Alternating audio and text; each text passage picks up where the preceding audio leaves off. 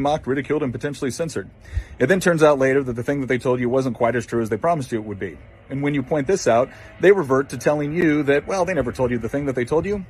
And then when you show them incontrovertible proof that they did in fact tell you the thing that they told you, they just suggest that you should be mocked, ridiculed, and potentially censored. I can't imagine why we don't trust these guys. If you're so confused and disoriented that you don't know where you are or where you're going, there are predators of the spirit who are much worse than snakes that are waiting in wait for you. And the probability that you'll move from aimless, hopeless, joyless anxiety to nihilism, corrosive bitterness, and genocidal fantasy in the fundamental extreme is very high. And so that's possession by a predator of the spirit in the desert of the soul. And that's real.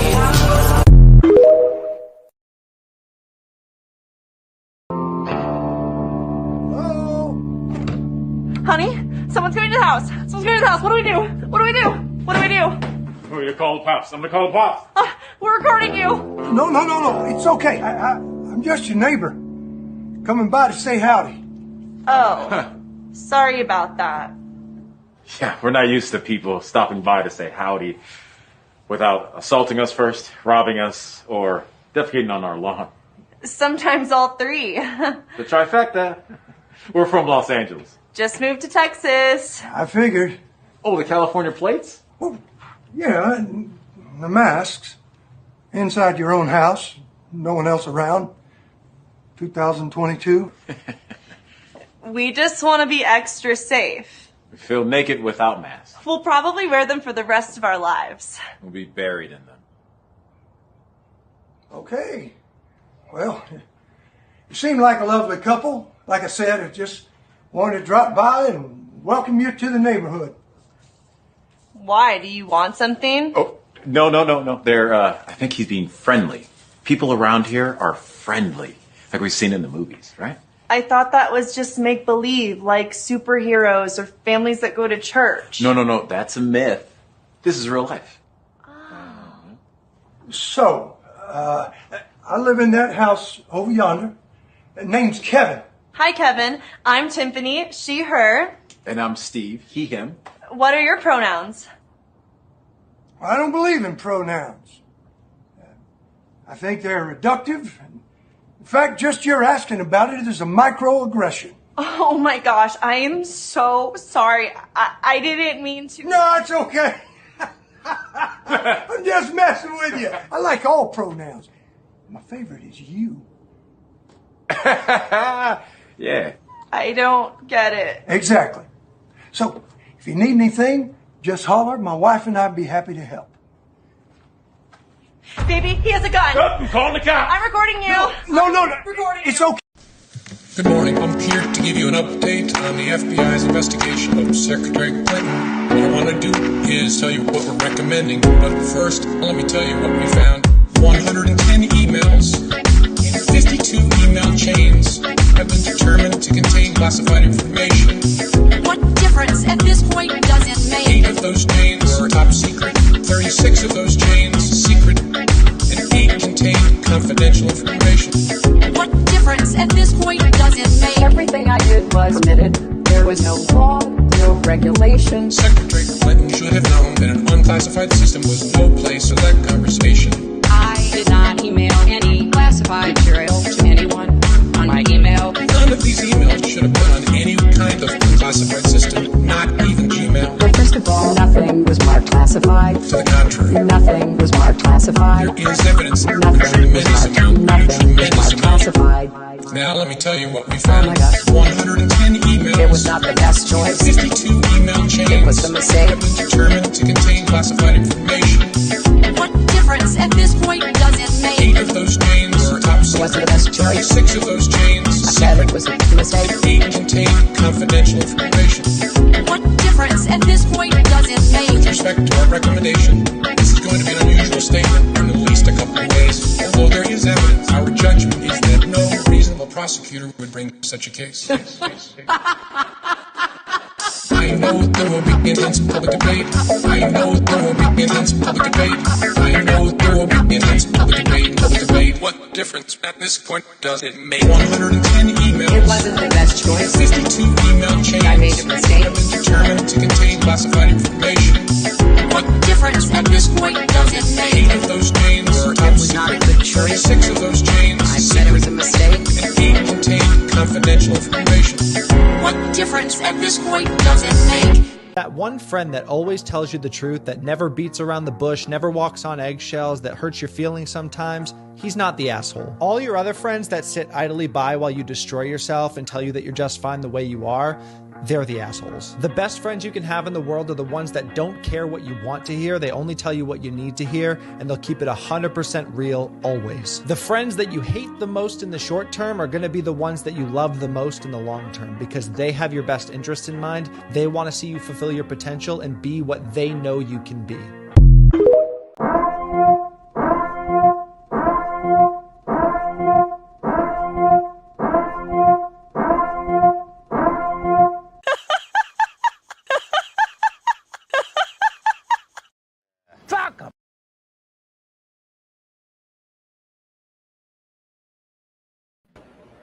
Hey, y'all. Hey, Yorga. Hey, what's happening? Fun, huh? Hey, Sheila. Hey, Clay. Hey, Stans. Hey, KP. Hey, Hick. And hey, everybody else that ain't talking. And hey, Yorga. Howdy, friends and neighbors. And hey, me if I talk to myself. Yeah, give it.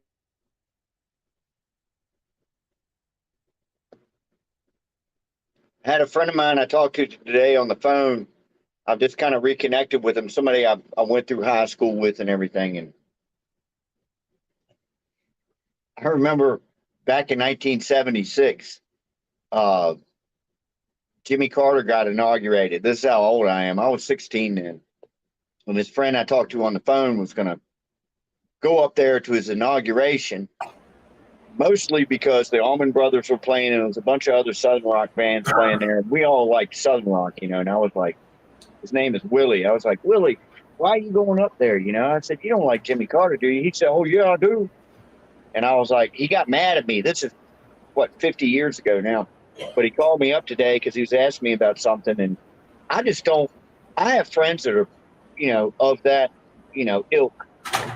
And I just don't go there because there's nothing I could say it's going to change their mind. There's nothing he could say it's going to change mine. But he started going there. And he was like, well, do you like Trump? And I went, yeah.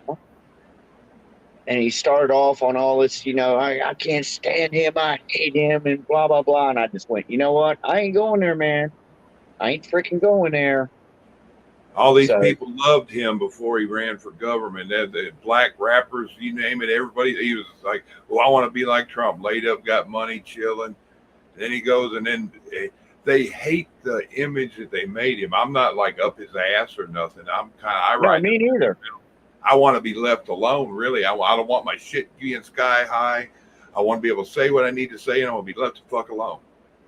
Yeah, I don't want to get into politics now, but, you know, and I kept having to cut him off. You know, I didn't cut him off, but I just kind of backed off because he was getting into all this stuff. He should be in jail and everything. I'm like, for what? What did he do, man? I mean, he hadn't really done it.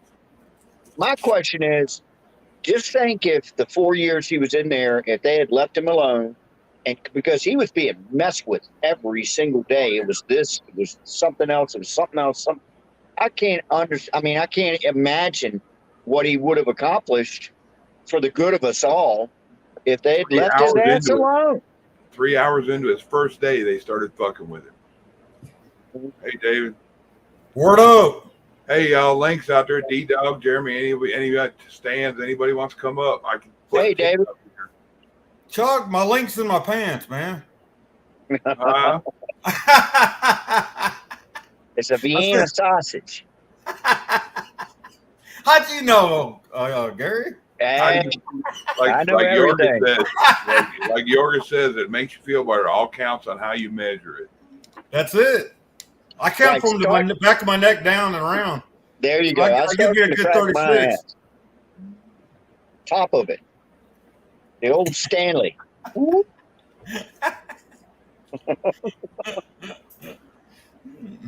I went out there and got that belt on that mower, but and I was like, yeah, it's friggin' hot. It's dark and it's hot. It is, man. I went out there to net my pool a while ago, and man, I sweated my first 2 minutes. It's like, damn. No wind again. Mm-mm. I cut my grass today. I hated every second of it. But I did it. It don't matter if you got a riding lawnmower either. That don't mean I nothing. was the riding lawnmower. It beats me to death, man. It's just like this the whole freaking time. Yep. Don't It's matter. not like a zero turn. It shakes everything. Oh yeah. I need to get some suspension or something, man. Or the only thing I got is those 2 springs underneath the seat. That's all my suspension, man. Yep. Check your tires. Make them let a little bit of air out of them. That might be a good idea. That helps. That helps a lot. They could have them things aired up higher than hell. I think that's what the problem is.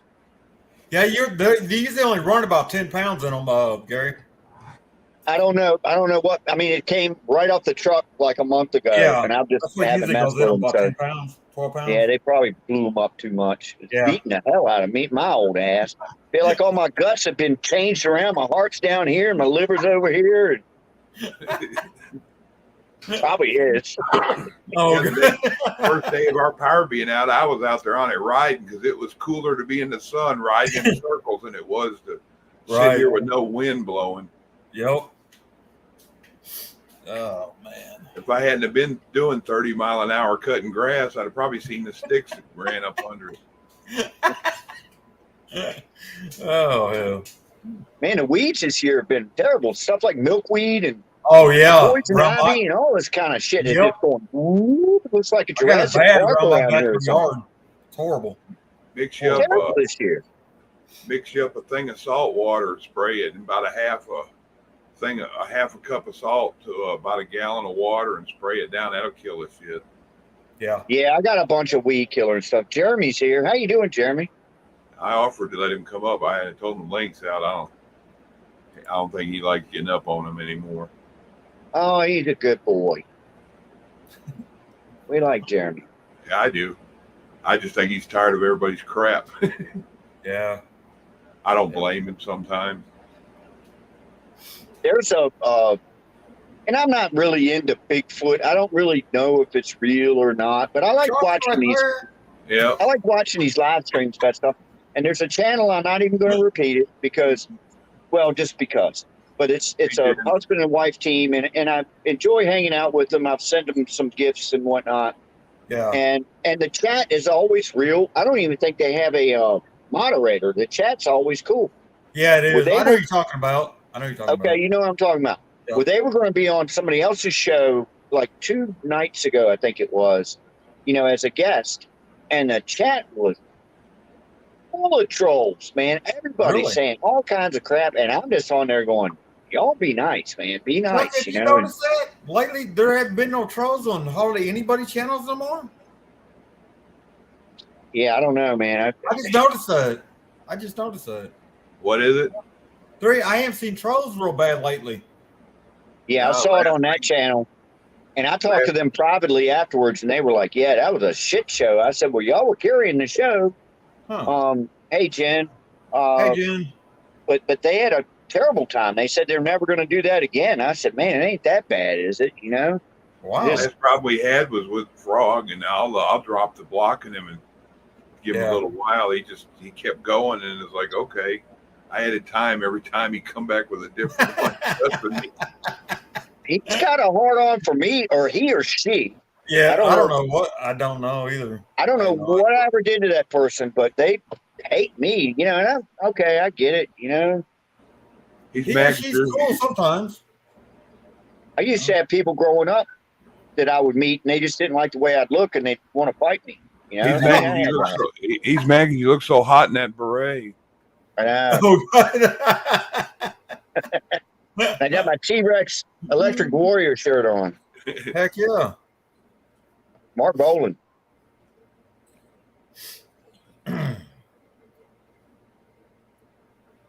Yeah, I seen a picture of you when you were young playing. Hell, if you'd have seen me back in the day when I met Vicky and stuff, I looked almost like the lead singer in Def Leppard.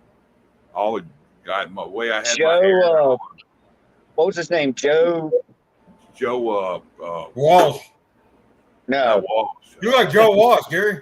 I wish I had his money. I know that's right. I wish I had the money he spent destroying damn Joe Elliott.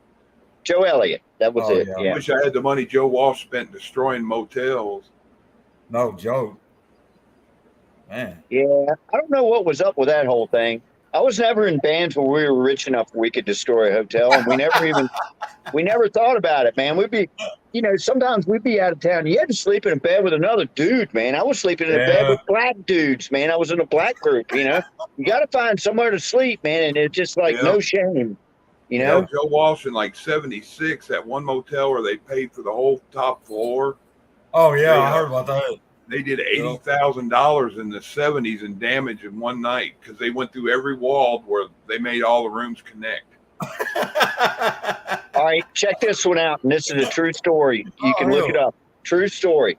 Steve Marriott, who is my favorite rock star of all time, I actually touched his shoe one time when he was playing with Humble Pie.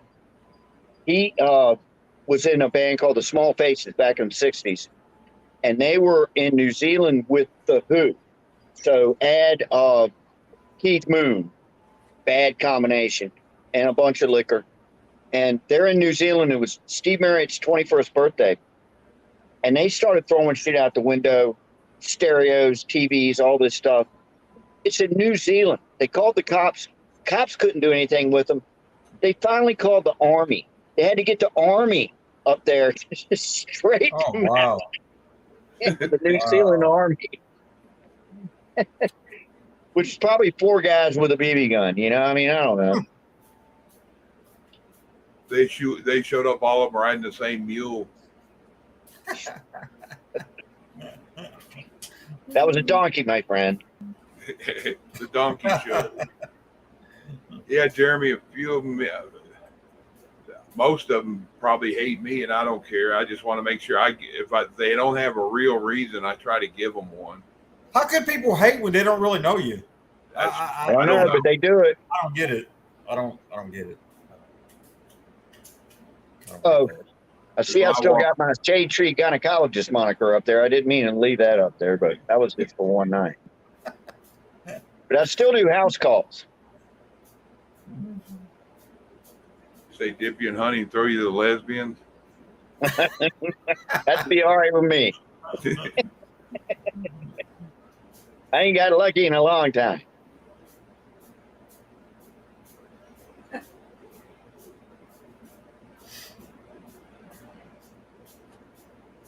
Hey, all right, man, Benjamin Kandari. Ever see The Evil Dead? His name always reminds me of that because they're always saying when they play the tape, they're always saying Kanda. Wakes up the zombies. Chuck, I'm getting big on TikTok. I got 143 now. That's cool. I don't even know how many I got on there. I don't know where am I running at? Let's see. I put stupid old videos on there, just anything.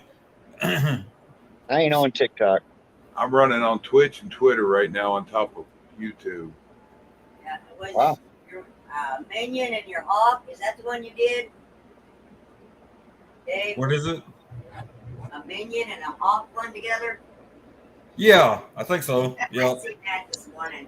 Hey, Red Leg.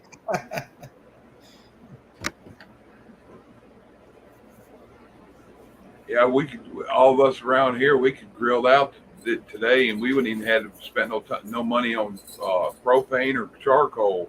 Just put the grill in the sun and come back a half hour later and throw the meat in it. That ain't no lie there. That is no lie. It ain't that bad up here yet, but it is humid. John, it was up around 90, I think, but it's been raining every day here too. In the evening. My grill's on my porch, and then I don't know. It's probably 5 o'clock this afternoon. I walked by and looked at the temperature gauge on it, and it said 200 degrees on that thing. Damn! Thank God. That's with the sun beating down on the black top of it. Damn! Man, I was Throw like, some yeah, you foil don't on walk the over. You don't want to walk over and lay your arm on that thing. Shit. Oh my God, that's hot. Be like a tailpipe. Yeah. That's why I don't have shot pipes on my vet, man. I don't want those damn things on there. No. Shit, I burned my leg every time I got in and out of it. Oh yeah. Go wearing shorts or some pants that pull up. Yeah, that'd make you think real quick. You'd be jumping to get in and out of it. We had a band truck that we drove all the way from Virginia Beach. This back in the 80s, from Virginia Beach all the way back here. And it was an old rider truck. You know, it was one of them old yellow things. They had to start it with a screwdriver. And if you wanted to go straight, you had to drive it like this. This is when I was in the black band. And they always made me drive for some damn reason. But they had that long ramp that you would pull it down. It was aluminum, you know, and then hook it up. And we did that. And, man, my leg, I had shorts on. My leg hit that thing, and I could hear it go. Like, I probably still have a scar from that, man. Yeah, it was skin hanging on it when I because it's all up underneath this truck coming all the way back from Virginia Beach in the sun, you know, in the heat, and the exhaust and everything. We probably had broken exhaust on that truck anyhow, you know. It's probably just boiling up on that ramp. Yeah. You seared it. Oh, I did. Smelled kind of good. Smelled like a pork chop.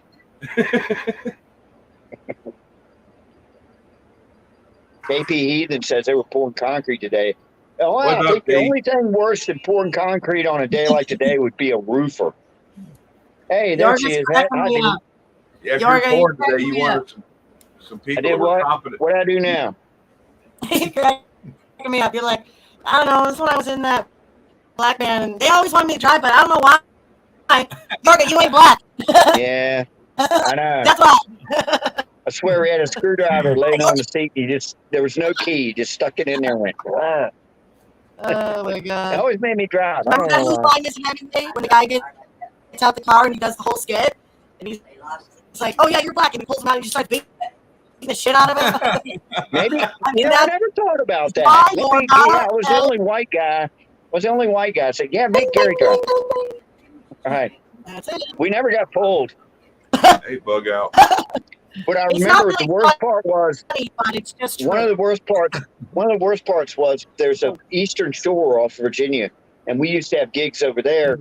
And the Bay Bridge Tunnel, if you've ever heard of it, it's like a long bridge. It goes to a tunnel, then it goes up to a bridge. It goes in a tunnel again. It goes up to a bridge. Yep. It's like 21 miles long. But the whole bridge, the bridge is kind of got one of these things going to it.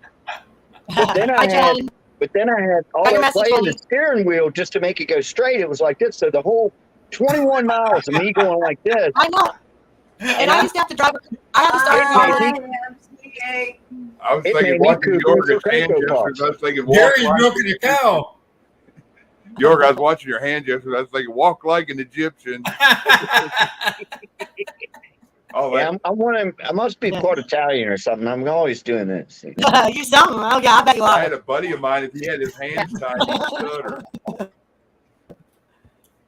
had a buddy what? Sorry. My big mouth laughing. One of my buddies I grew up with, if you tied him up, he'd stutter. If you tied him up? Yeah, he had to move his hands while he talked. He'd probably be all hands behind the back, all Shoot me. My shoes smell like a dirty barn stall. Ugh, get away from me. Or shit and this. Yuck. Up to you. Don't fucking strike yourself out. Y'all say hi to Jen. She's saying hi to y'all. She's saying hi to everybody. Y'all say hi to Jen. I sent you the link, Bonnie. Hey, Barry. Hey, Bonnie. I'm breaking up. Barry. KP. What, are you leaving, D? No, Barry says I'm breaking up. Yeah, you are breaking up. Are you going to work? I haven't got to the dirty jokes yet. Bye, y'all. Have a good night. Bye, Vicky. Love you, honey. Go kill him. Don't take no shit. Like usual. Hell no, I don't.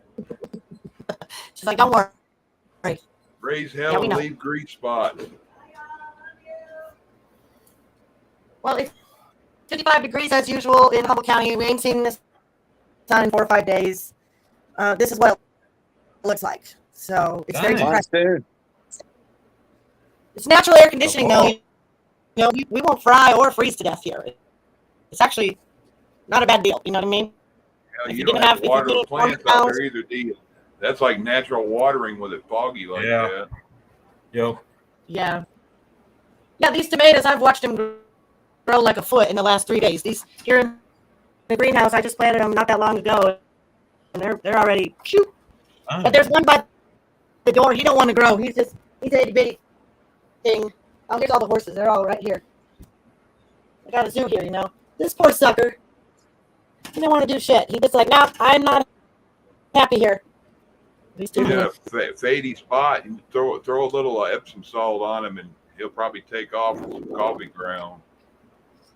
Always wanted a pony. Oh man, they're so fun. They're useless as hell, but you know, whatever. I mean, God They'll knows. work when you live in an apartment. I need a damn horse right now. Okay, we really don't. But they were my therapy for 2020. 2020 sucked. Yeah. We started off with 2, but you know, when you get a boy and a girl, you end up with 4. With another boy. But now they're done. They're fixed. The boys are fixed. So how do you fix a donkey? castrate them. You have to put them to sleep or something because they probably kill you. You should have seen these young veteran ladies. They were all into the whole thing. Yep, they're like, we're gonna use our outside surgery room. I'm like, really? Your outside surgery room? They laid them in the grass and just whacked them away. That'll be my next moniker. Instead of Shade Tree Gynecologist, I'm going to be midwife donkey fixer. Hey, Connie. Nasty. You just want something with the term the JJ in it or something. You're just like, I want to be up a woman's woohoo, whatever I am, right? That's you. Sorry, Bonnie. Yeah. Hey, Bonnie. The ladies in the house. Hey, Bonnie. I have cheap rates. There's Bonnie. Hi, Bonnie. Hi. How are y'all? We're here. All right. We're still vertical for right now. They're corrupting me, Bonnie. They're corrupting me with always. Gee, honey, what'd you do to your mic? What is it? Cracked? You're like, it's. You're talking real fast. You're talking really fast, like. It cuts out and it catches up. You might want to try bouncing in and out. All right. Kind of like George's sound sometimes. Honey, baby. Hi, Yorga. How are you? I'm good. No, I say Connie. But hi, Bonnie. Hello. Oh, God. Connie, baby. Sorry about that. Mount Touchmore. It's not funny, but it is. The First Wheel Baptist Church. God. I've been watching.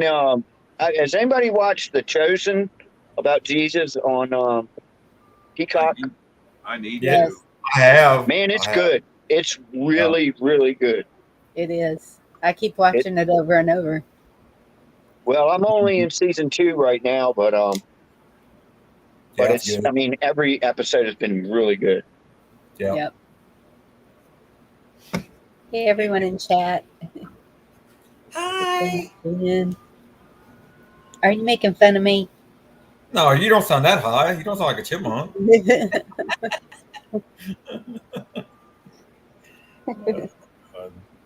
I'll reach over there and pop you. Pop me in the head. Jeez.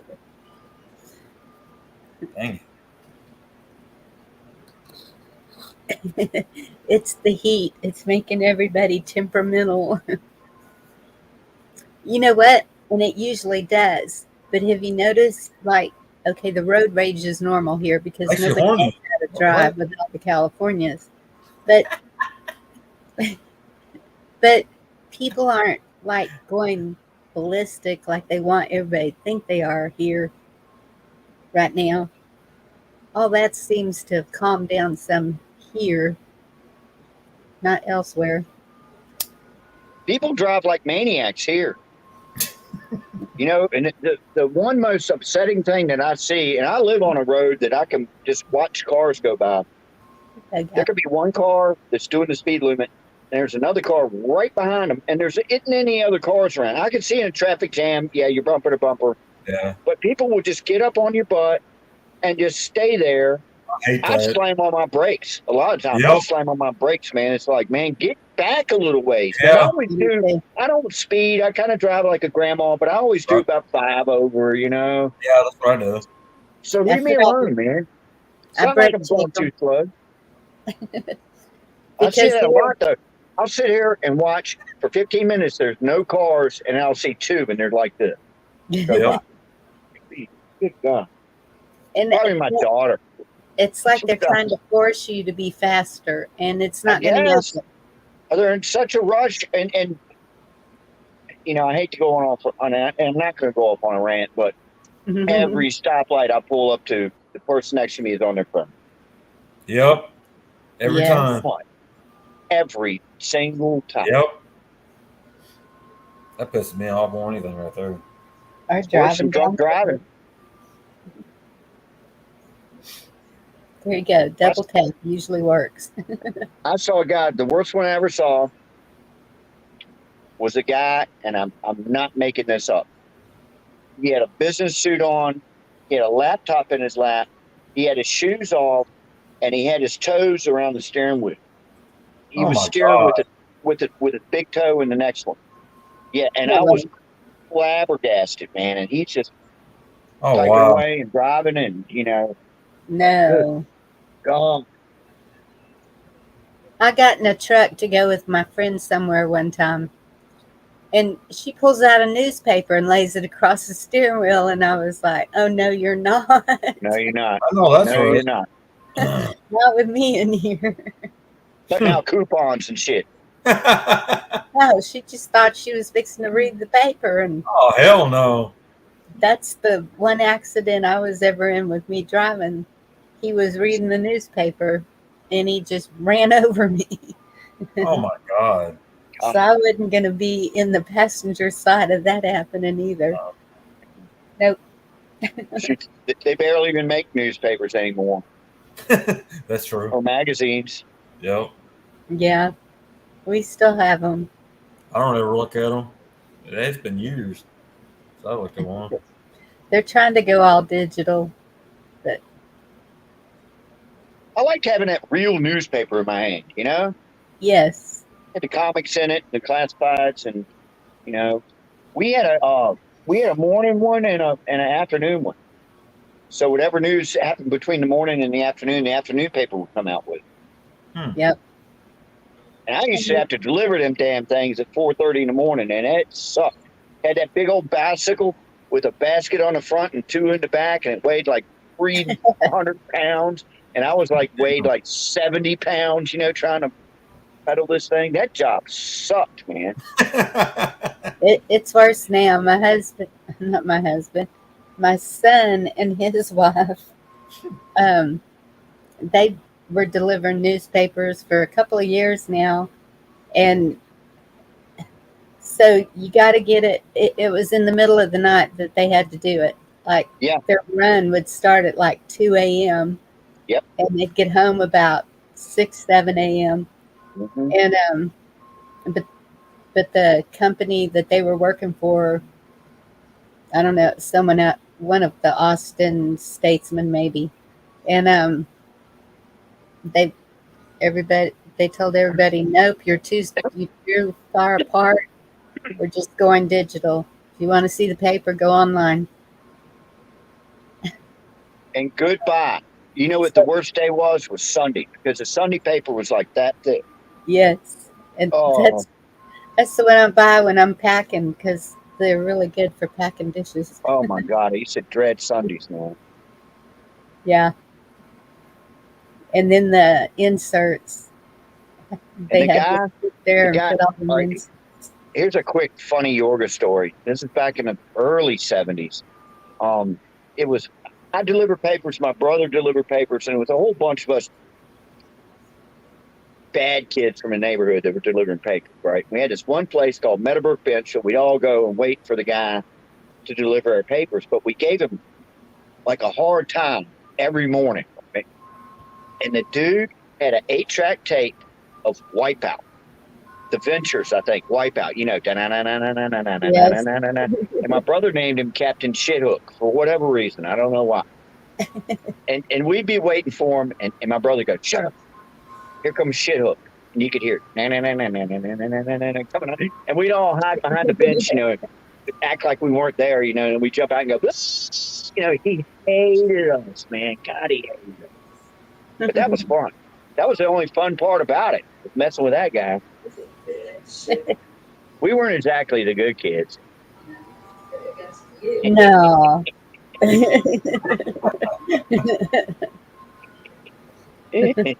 I blame it on my brother. He was one that told me. He was one that told me there was a big snake that would sneak up in your bed and bite you on the big toe. I hated him for that. I would always sleep like in a fetal position, you know, waiting for that damn snake. So you could get your knee or your face. Big black snake. He said it was a big black snake. Sneak up in your bed, bite you on the big toe.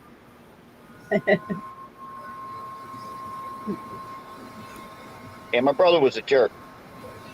Still is. Yeah, I have one of those. I got one. I love him to death, but still. Yes. I'm a jerk. Aren't we all? Sometimes. I learn from the best. I apologize to anybody I've been a jerk to. Oh, God. Jerk. Not you. You wouldn't do that. I would. I'll get in trouble. I'll get in trouble for this one, but I'm going to tell you anyway. When we were kids, I have 2 older sisters, and then it was my brother, and it was me. I was the youngest. And my older sisters had the Barbie dream house. I don't know if you remember that. It was like this big cardboard thing. And we had like a couple of G.I. Joes, you know. But the guy across the street from us had every G.I. Joe there was. The fuzzy-headed guy. I mean, he even had the black G.I. Joe, right? So we borrowed the black G.I. Joe from him, put him up in bed with Barbie in the Barbie dream house, waiting for my sisters to come up and go to bed. Oh, no. Come on, y'all know it's funny, man. They screamed. Where did G.I. Joe come from? Oh, man. I didn't have any Barbies. I think they tried to give me a couple, and my brother would just rip their heads off, and it was a big old thing, so I didn't get any. Shoot them with a BB gun or something. That's what we did. No. We tie them up to a tree and shoot them with a BB gun. I was hardly in the house. It didn't bother me. I didn't play with dolls and all that. I like to run. Go as fast as I could on a bicycle. Just run around all over the place. And I bet you every bit of your knees and elbows are all scar tissue from doing that. That's what mine are. You know what? Thankfully, I never had a wreck on a bike. How can you not? I don't know. Shoot, I used to ride my bikes up those big old ramps, make ramps, and then I had a couple times where the handlebars came off in midair. They came off. No, Oh, shit. Or the bolts on your front wheel would be loose, and then your front wheel would go off. Done that like before, midair, too. and all it is That is hurts, to come boy. down. Woo, man. I've done that. None yet. I flipped, man, big time. Yeah, I could have broke my neck. Well, see, on a bike, I wasn't ever that brave. I didn't jump anything when I was in a bike. Man, we were always doing power slides and everything. Hey, here's one of my claim to fames. I did a power slide on Johnny Winter's bicycle. Remember Johnny Winter? Guy with the long white hair? Yeah. I never met him, but I did a job for him where we were doing lights and sound and stuff. And you stole his bike. No, well, kind of.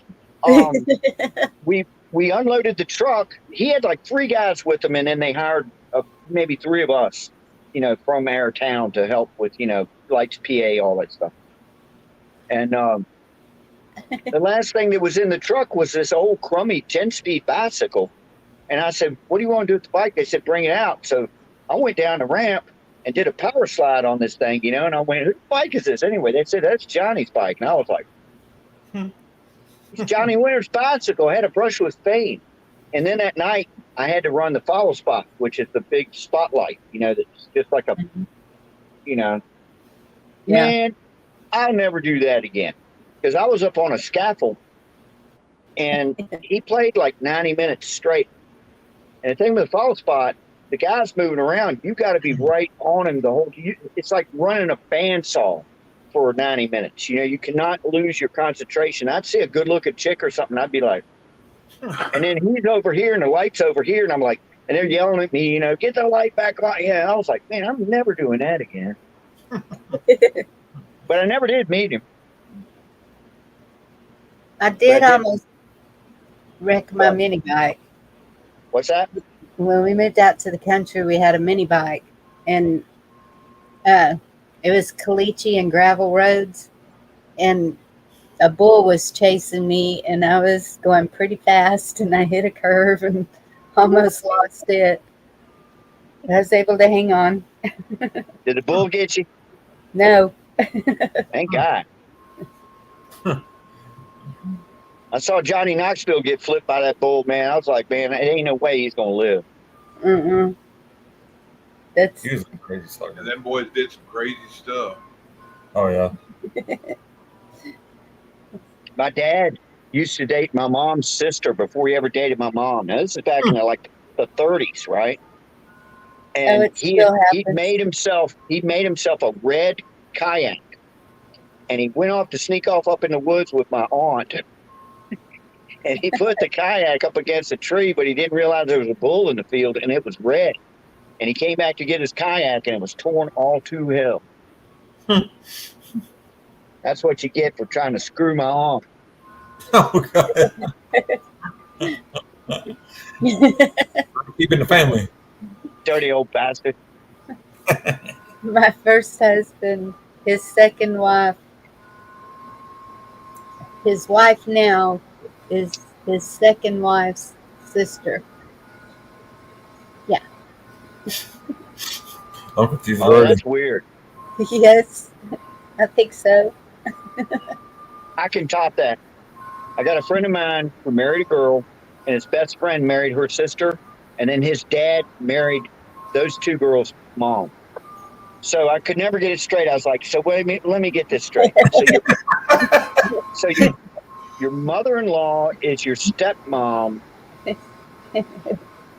That's weird. That is really weird. Real weird. Yeah. Yeah. Yes. Yeah, shit like that, you can become your own grandpa. You can't. I know. Hey, I'm Uncle Daddy. Uncle Grandpa. And you can't. The thing is, you can't get pissed off at anybody because everybody else is going to be pissed off at you. Damn. That's confusing. Yeah. I know. It took me a little while to try to just wrap my head around that one. I need a banana split. Yeah, one of those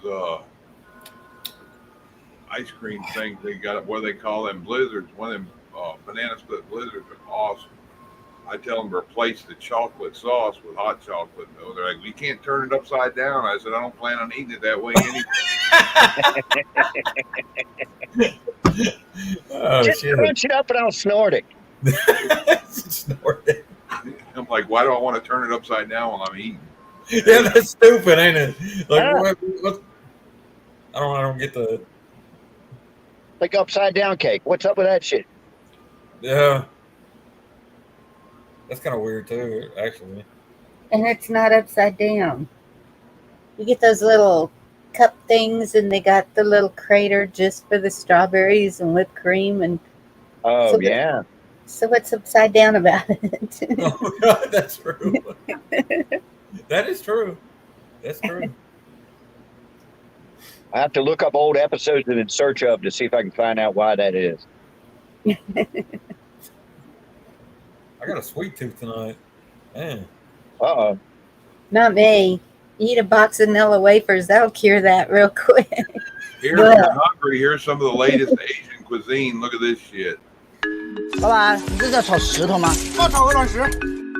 This Chinese stir-fry features rocks as the main ingredient, and social media calls it, quote, the world's hardest dish.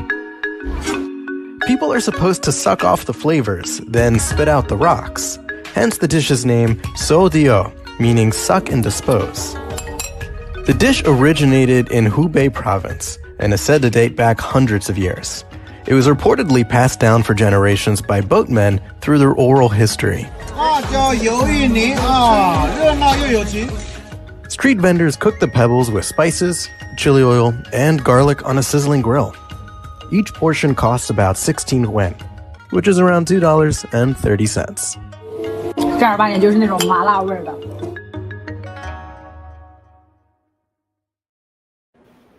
How many rocks you got to lick to get full? A lot, and I bet you they reuse the rocks. Oh yeah, they run through dishwasher. What on earth did I just see? That's crazy. And but at the same time, maybe it is something to it because my kids, they used to suck on rocks, and I was like really worried. So I told the doctor, and he said that there's some kind of mineral that they're missing is why they're doing it. Like, it's no big deal, just let them. Well, it was all fine and good until I started putting rocks in my gas tank of my pickup. Oh no. That's the legal way to get stoned. I keep finding little pebbles on my back porch. I've got a really nice big old screening back porch. It's big as this room, if not bigger. Damn. And I find these little pebbles. I don't know if they're raccoons doing it or it ain't the cat. I know it ain't the cat. That's weird. It is weird. Yeah. Maybe your cat doing it. He's like, he can't catch a bird, but he can catch a rock for you. No, he's killed a hawk this year, a rabbit, 2 squirrels, and 2 cardinals. So he's I call him the black demon. He's out there killing stuff. But Did he bring him to you as gifts? Huh? Did he bring them to you as gifts? Like, just set them out for you? Yeah, he brings them to me. But in fact, there's a little rat out there right now. I need to get it up. His guts are hanging out. But we get. I got a possum that comes up who's cool. I called him Earl, and the cats don't mess with him. And then there's these raccoons. I call them the James Gang. It's a bunch of them come up and they're like doing all kinds of goofy stuff, and cats don't mess with them either. So I think it's the raccoons. Here's you another stupid video. Baby, I just wanted to ask you some questions for this TikTok video. I wanted to ask you some questions for this TikTok video. The fuck is that? Huh? What? There's a spider in here. There's a spider in here? Are you sure?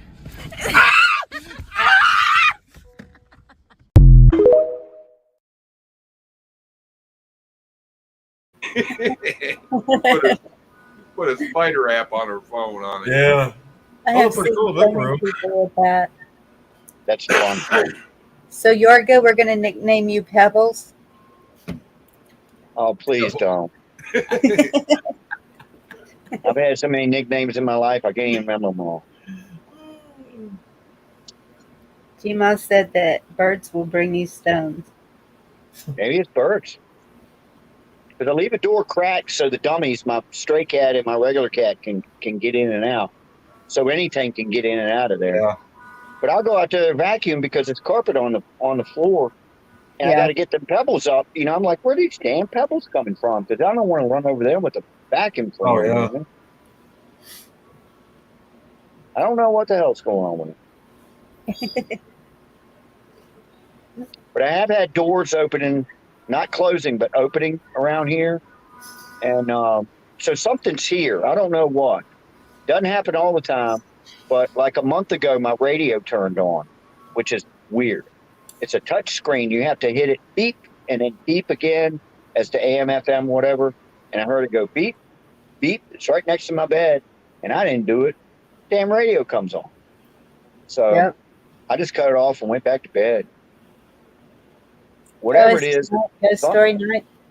As long as they ain't trying to murder me, I'm all right with it.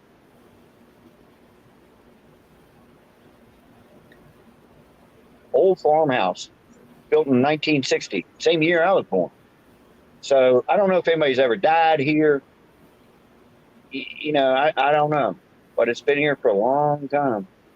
Yeah. I've had a couple of them. Haunted houses. Oh yeah, we were talking about that the other night ago. Yeah. Yeah, I like talking about that stuff.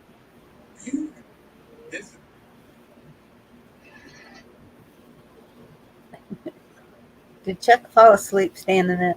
No, I'm sitting here. I'm trying to find a video I wanted to show you. Oh. So, did y'all see where the administration is making it like Brandon was telling a joke when he said that, you know, the video that's going all over YouTube right now? I think he just slipped. Well, the look on the man's face next to him, it wasn't a joke. No, I haven't heard that. The last one I heard, last gaff I heard, it was he was going to build a railway to India. No, this was stole state secrets. No, sold state secrets. Ooh. Here's Robert Kennedy. That's what I wanted to show you. I never realized this old man was that hardcore. Okay. Let's go.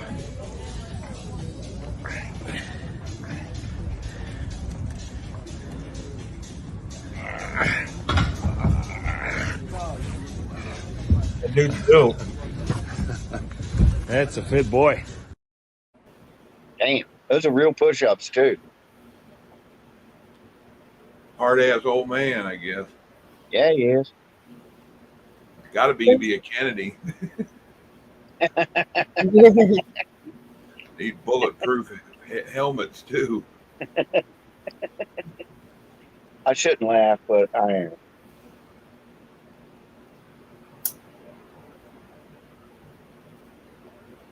There's a bunch of them talking about him running for in the presidential election. One thing about it, he don't need or care about the monies. Mm. Who in their right mind would want to be the president of the United States? That's what I don't get, man. And that's what we need to find, someone who doesn't want to be.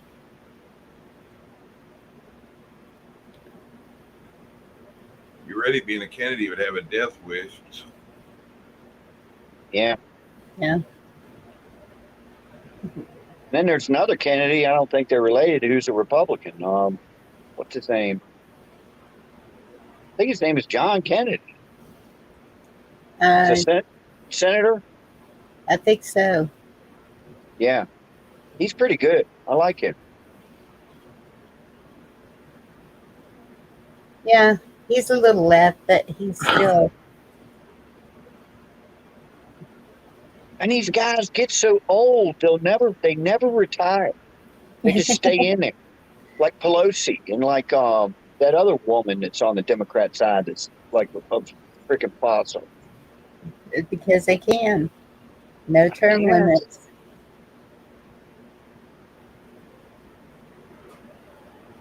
Hey, Stu. I saw her D was in the back room. She never popped up in here. Yeah, I saw that. She said she had to go. Hey, Terry. And Astua. Yes, chasing children keeps you in shape. I'm done chasing children. I am empty nest. Did hang out with my oldest daughter last night. She comes over here and hangs out with me at least once a week. We try to do like dinner and a movie, but we never get through the movie because we just talk so much, and that's better than the movie. So that's cool catching up. She's 43. Gives you a reason to hang out. Yeah. We just hang out, talk, and talk, and talk, and talk. That's good. Yeah, it is good. We kind of had a falling out for a few years, but now everything's patched up. I don't even know what that was about, to be honest with you. She was pissed off at me for a while. I don't know why.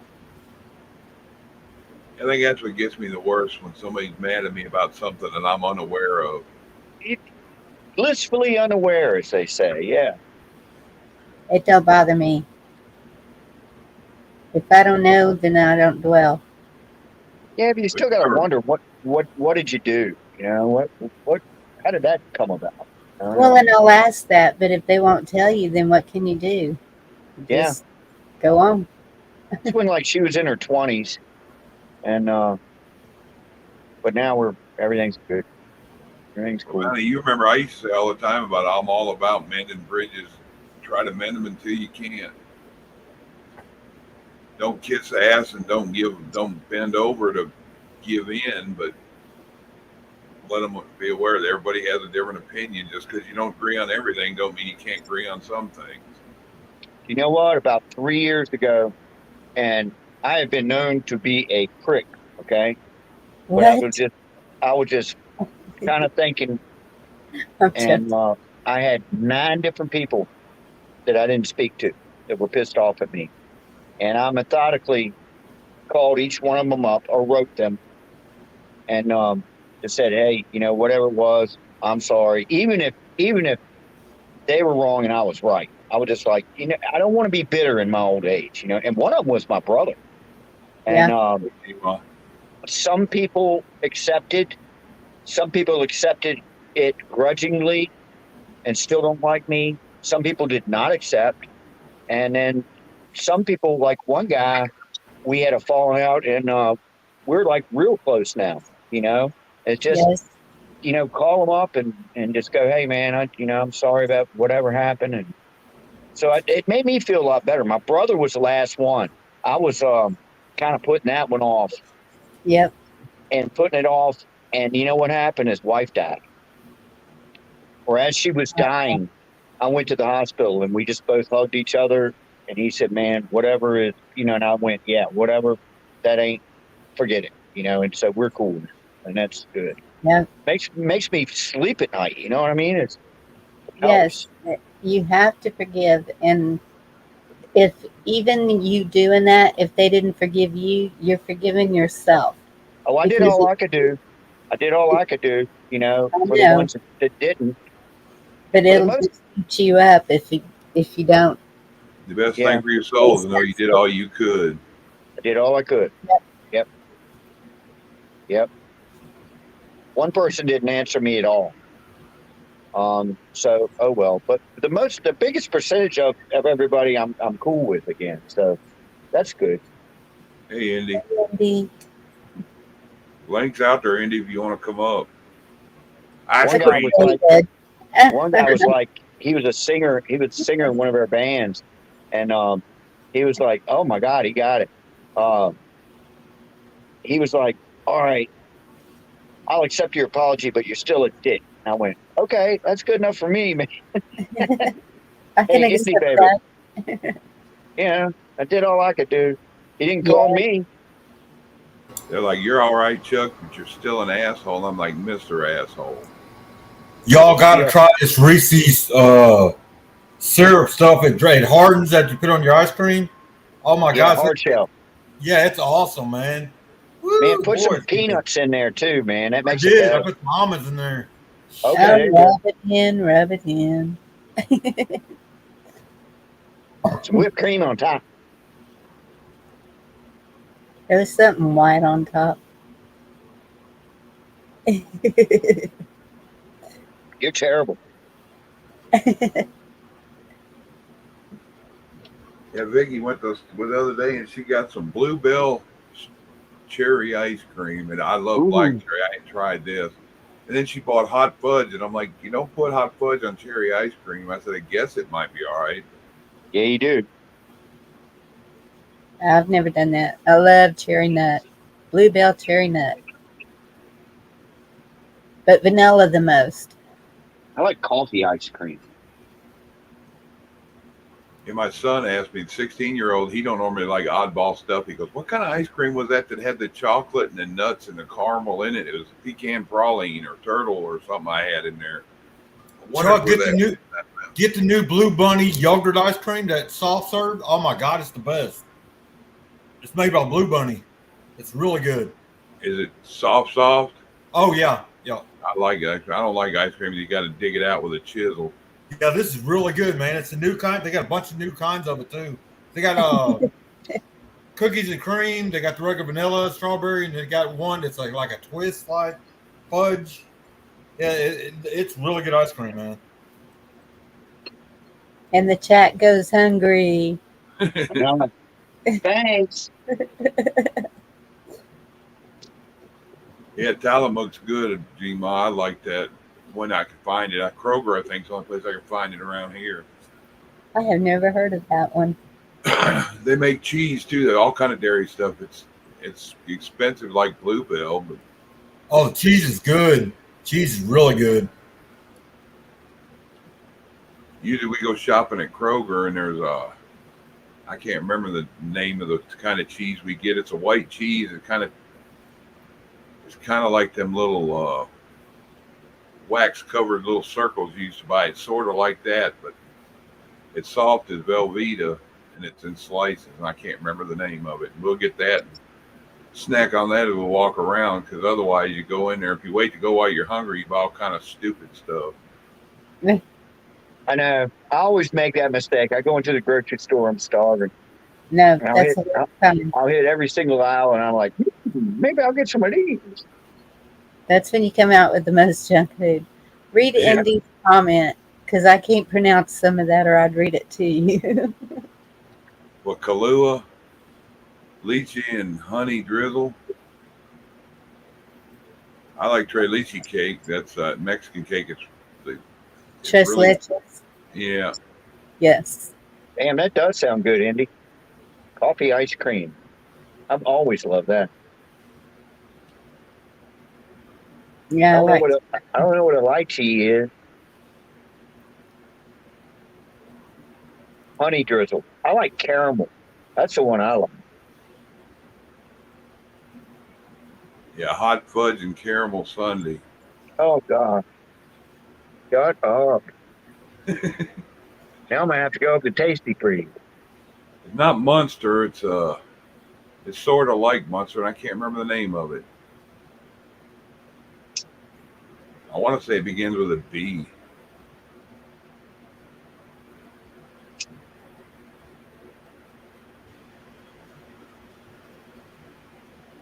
No idea. I don't know either.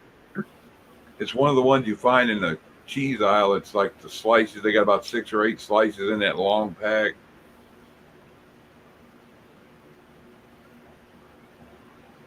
Oh. Dumar Merkel's got it. Yeah, he likes some melanoma melon creamsicles. That'll give you cancer. I don't think that's what that says. You want to maybe spit my ice cream out everywhere. They got chewy spots in it.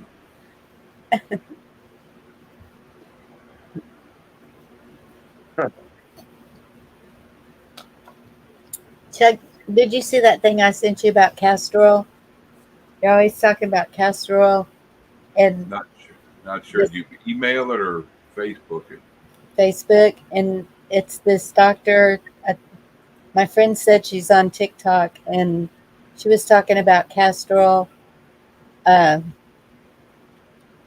like bandages. She put the castor oil on these bandages, and she said you can break up gallstones, kidney stones. Yeah, it does all kinds of stuff. Yeah. I was like, could this be true? If she didn't use regular castor oil, she had a little white bottle. It's probably expensive as anything. Probably that organic black castor oil. It's possible. I know she used a white. She said use an old white towel because you don't want to get castor oil on your clothes because it'll never come out. But she said that she's known people that even had a tumor in their head and they would put it on their head. She said as long as you have it on there for 5 hours a day for 5 days, then give it a rest and then start it again till they're gone. I just clicked on it. Yeah, I've seen her before. Yeah. That's what it is, that organic black castor oil. Okay. the casserole packs, they call them, when they wet a towel with it and then put it around you and then wrap it in cellophane. Huh. Well, I thought, Remember, okay, start remember, head to you toe. go ahead. I'm sorry. No, it's okay. I was just saying, okay, we just start head to toe. Get rid of everything. Start over, right? Hey, Al. I was just going to say, y'all remember mercurochrome? Remember that stuff? Like you scrape your knee and your mom would put that stuff on you and it hurt like hell? Yeah, they call it monkey blood in the South. Oh, yeah, monkey blood. It Yep. was kind of yellow and red all at the same time. Yeah, and Yes. it make it really look like you had an infection after it dried on you. This It's is the all red. cure all. They outlawed that stuff. And I had a buddy of mine who was a truck driver, and he was in some small town. He went to some old ass drugstore, like a Rexall or something. And they had a whole bunch of up there. He said he bought it all.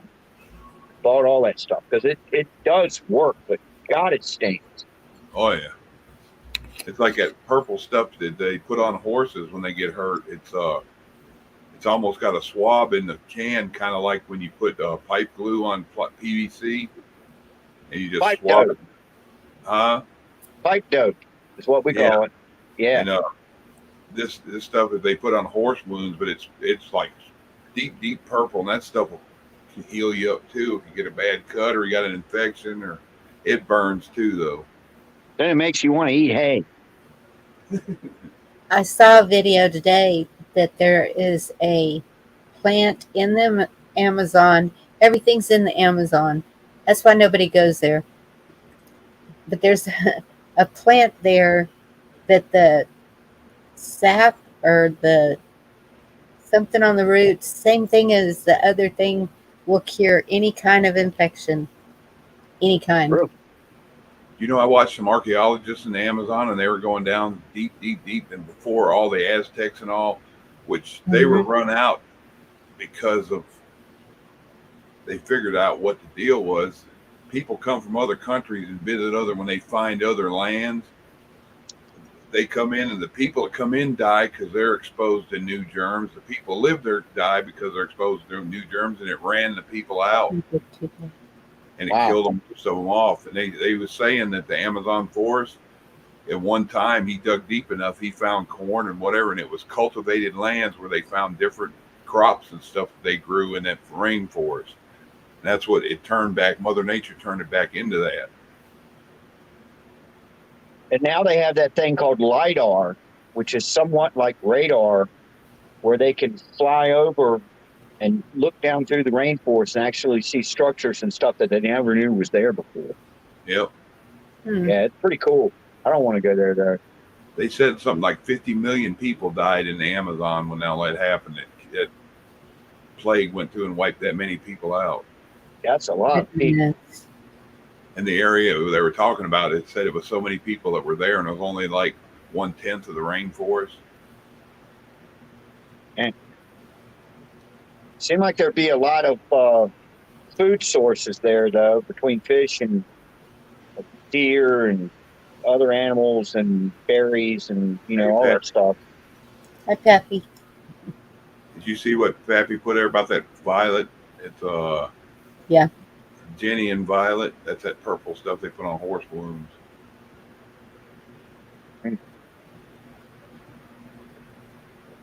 Yeah, yet they can't find a red car that drove off. I think I saw where there were cases of Ebola here now. I mean, I can't imagine why. No, like we have 146 different countries in here right now, but yeah, you don't want to catch that. Yeah, that pissed me off today. I took Andrew to go get his ID 16. Got in there, had his birth certificate, had his Social Security card, had one kind of mail that he got from school. He went in there and they wanted a second form of mail. I'm like, he's friggin' 16. He don't have bills coming in. What the hell do y'all want? I said, you got all these people coming across the border. I'm sure they're getting IDs. What are you getting from them? I said, and we're not in here asking for fucking money. Vicky goes, don't go in there, please. That's the. I took my daughter when she was 16, my youngest daughter, to DMV to get her driver's license. And I had a folder and I had her birth certificate. And I can't remember if I had to have my birth certificate. I can't remember. But I had to put my license in there and all this stuff. They give her a license and I get all my stuff back, but I didn't look in it and get home and my license isn't there. So DMV lost my license. And I went back up there like a couple days later when I realized it, and they couldn't find it. So I had to pay to get me another license because DMV lost my license. Yeah, they suck. You would think that they would have stood up and said, okay, we'll give you another one. Because you would think, but they didn't. I had to pay for it. Because I couldn't really prove anything. But I'd have been like, okay, well, I'll just drive without this here and say you can drive look on without file. Man, I haven't been pulled in a long time. Next time I went in there for anything, I'm like, oh, no, you can't walk out of my site with my paperwork. The last time y'all did this, you lost my license, and I had to pay for y'all's ignorance. Here's what blows my mind, and I call, forgive my language, but I call DMV Satan's asshole because it's always, take a number, you got to wait around, and blah, blah, blah. The last time I went up there, I was giving my daughter a car, and we had to change over the license plates and the insurance and all that stuff. I sat down, and they immediately called me up. We were in and out of there in like 5 minutes, man. I couldn't believe it. Turned in the old plates. I had to get new plates, that whole thing. I couldn't believe it. I was like, we only been here 5 minutes, and we're done. That one day they were thinking. I'd have been like, yeah, they messed something up somewhere. If it went that easy, to me, something too easy, something's wrong. Everything was correct, though, man. I just was like, shoot, let's go get something to eat. I thought I was going to be in there for hours.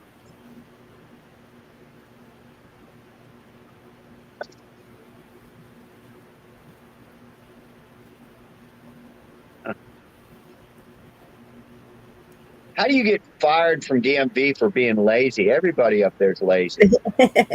Because they know they got you, man. They know that you're at their beck and call. It's not the other way around. Right. Hey, Al Bundy. Haven't seen you in a minute. Who? Oh, Al Bundy. Man. One of my favorites.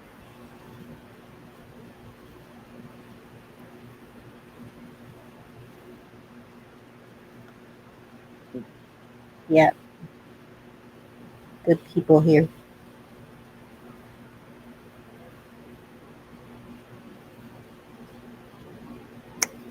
Snap out of it, Jack. Do y'all want to hear a dirty joke? No. All right. I actually know a couple of clean ones, but I can't remember them right. Last time you did that, it turned into strippers and all kinds of stuff. I was like, okay. Oh, okay. Sorry. I might be in the right place. Coffee. Mm-hmm. It's 115 degrees and you're drinking coffee. My house is 70 inside. They say it balance out. Like I remember all them guys working outside in the heat in mechanic shops and stuff, walking around drinking coffee. It cools you off. I said, yeah, so does this glass of water I'm pouring over my head. Chuck, I drink coffee no matter how hot it is outside. I do it too. Have you ever walked out of your house with a cold beer and it's so cold outside the beer feels warm? Yeah. No, for real. I'm not making that up. So cold outside that the beer feels warm? Yeah. Oh. Right out the fridge. Well, I guess we don't have that in Texas. You drink a hot cup of coffee in the summer, it makes you feel cold. Hey, I've heard, I know farmers and ranchers who have done that. They'll come in and drink coffee. And how do you not have a heat stroke if you're out in the heat all day and then you have it 70 degrees in your house? Uh-huh. I mean, I don't turn my thermostat down that low ever. When I can't afford I to. did tonight because I was outside all day. Hey, Bobby. And it doesn't. Goodness. I don't know. It doesn't make any sense to me. I'm sitting here just thinking cold. Anything cold. My job before I retired, I would be so hot all day long. I have to wear a fireproof suit, and literally, people didn't believe me. It was 130 degrees in there. I took a picture of the thermometer so people would believe me. It's 130 degrees, wearing a big ass fireproof suit. And 8 hours of that, or 12, whatever I was working, it's like my whole inside of my body, my core was hot. And 2 girlfriends ago had a pool, and I would get off work and get in that pool. I could just feel my body, just all that inner. It was like I was cooked inside, and it was just such a relief to get. I could feel it on the outside of my body, and I could feel the inside of my body finally start cooling down, and it was so nice. And it was a public pool, so I didn't have to take care of it, which is great. I just go jump in it and swim around and jump out. Yeah, when I worked at Campbell Soup in the incubator a lot, when I was on a forklift back there, it was like 120 back there in the warehouse. It's miserable. It's miserable. Yep. I had to wear a headband, which I just made out of a paper towel every day, because the sweat would get in my eyes so much I couldn't work. Those damn safety glasses would smog up too. Yes. Yeah. It was brutal. It was brutal. And I mean, even in the wintertime, the night that I decided to retire, it was December 1st, 2016, middle of the night in December, and I looked at that thermometer and it was still 110 in here. Yeah. And I was like, I went to my boss. It was like 5 o'clock in the morning. I went to my boss and I said, "Hey, I'm going to retire." He goes, "Really? When are you going to do that?" Because normally you have to plan a few months ahead, so your money will all work out. And right. I said, "I'm doing it right now." He said, "What?" He said, "What do you mean?" I said, "You don't understand. I'm not coming in tonight." And luckily I had enough money put away, that I knew I was going to be all right. I didn't get paid for 4 months, but I didn't care. Man, they were pissed off at me, but there was nothing they could do. I already had 35 years in. There's nothing they could do, man. They said that was on a Thursday night, Friday morning. And they said, "Well, you got to come back Monday and clear out your locker and stuff." I said, "Do I gotta?" They said, "Yeah." So I came back up. They said, "Be here at 8 o'clock Monday." I said, "I'll be there at 10. And so I showed up at 10 o'clock Monday, and I was already mad at them about some other stuff, which I don't need to get into. But I felt like I didn't owe them anything. I pulled up a trash can up to my locker, opened my locker, and threw everything in the trash can. And then I had to go sign some papers and stuff. And the plant manager came in and was giving me his dirty freaking look, and I'm like, whatever. There's nothing you could do about this. And I went walking out to the front desk where they had this sheet where it shows where everybody's working at and stuff. There was 2 of my friends standing there. And on the other wall was this big TV screen where they had current events and stuff that would pop up and everything. And my friends that were standing there said, "Look, they're going to do a retirement cake and cookies and stuff, donuts. Yeah, a little party for me, And I went, "Oh, okay." I walked out. I didn't even go to my damn party, man. So they all were there. They all went down there eating my donuts and stuff. I didn't go, man. I did not go. And do you know, to this day, to some people, I'm a hero down there for doing it that way. So they got real crappy with the employees, man. I mean, they just really, really did. And there wasn't anything they could do to me at all. Nothing. I had broken my foot and was out for 4 months. Yeah. And I came back and I worked 4 nights, 4 12-hour shifts. on this broken foot, which still wasn't healed. And I'm trying to run up and down stairs, and it's 110 degrees that night. And I just went, this is a young man's job. I'm not doing this anymore, man. You need somebody I'm the wore out tool. I'm that screwdriver that's twisted around that you throw out in the woods. It's no good no more, man. You know, the tips wallered off of it. Right, exactly. That one Stanley screwdriver that you just go, no more. Well, we've decided we're going to be like Arizona, and every house has to have a pool. I don't even care if it's a little kiddie pool. We got to have a pool. I got an in-ground pool and never use it. I saw that, and it's beautiful. A pool can be a pain. Yes. You know how much chemicals cost me a month? Chlorine right now? I don't know. $400. 400. Yep. You know, a week. That's what I was about spending when I had that 18, or it was a 24 foot by 4 foot high. It was above ground. I still spend $100 a week on. Oh yeah, it's the same regardless. Yeah. No, I used to. When I was at the resort, we had a Olympic-sized swimming pool, and I was only given $200 every 2 weeks to keep up the pool. Of course, this was years ago, so I'm sure the price has doubled, but tripled. But I would go to Home Depot and get the, I guess it was the chlorine in the bucket, whatever I needed to shock it, check the pH every day. I would invite my friends out to swim and hand them a brush, and we'd all be scrubbing algae on the sides while we were talking, and let them swim for free. Yeah. I got 30 years experience with pools. It's a most pools now are salt water, even though it doesn't.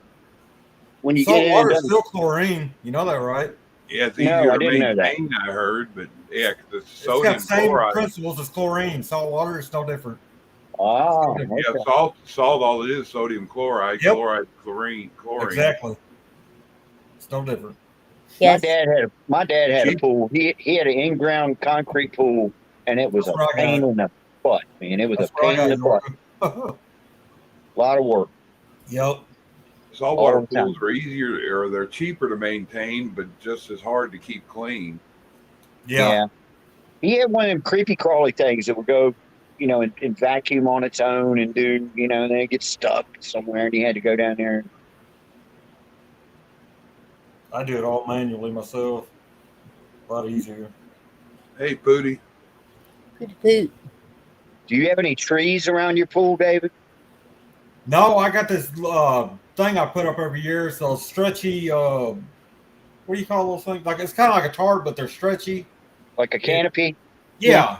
I got to put one of those usually over the top of it. That's good, because leaves suck. Yes. Yeah, that's our issue. I had a cover to put on it, and they'd uncover it when they get in it. Then I'd find out 3 days later they didn't put the cover on it. Go out there and it'd be leaves and it'd be green. And I never got in it, but I always maintained it.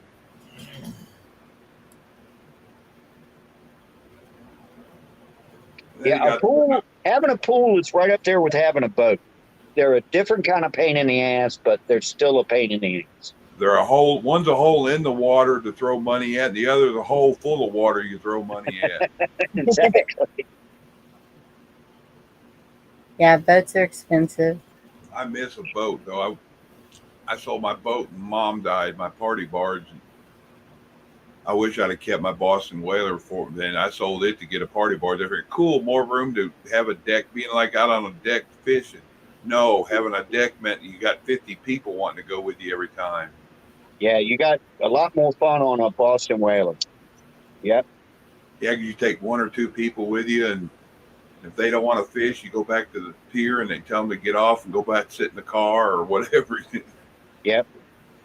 When you're in a party barge, everyone wants sandwiches, and the kids are throwing stuff in the water, and then people wanting to swim. And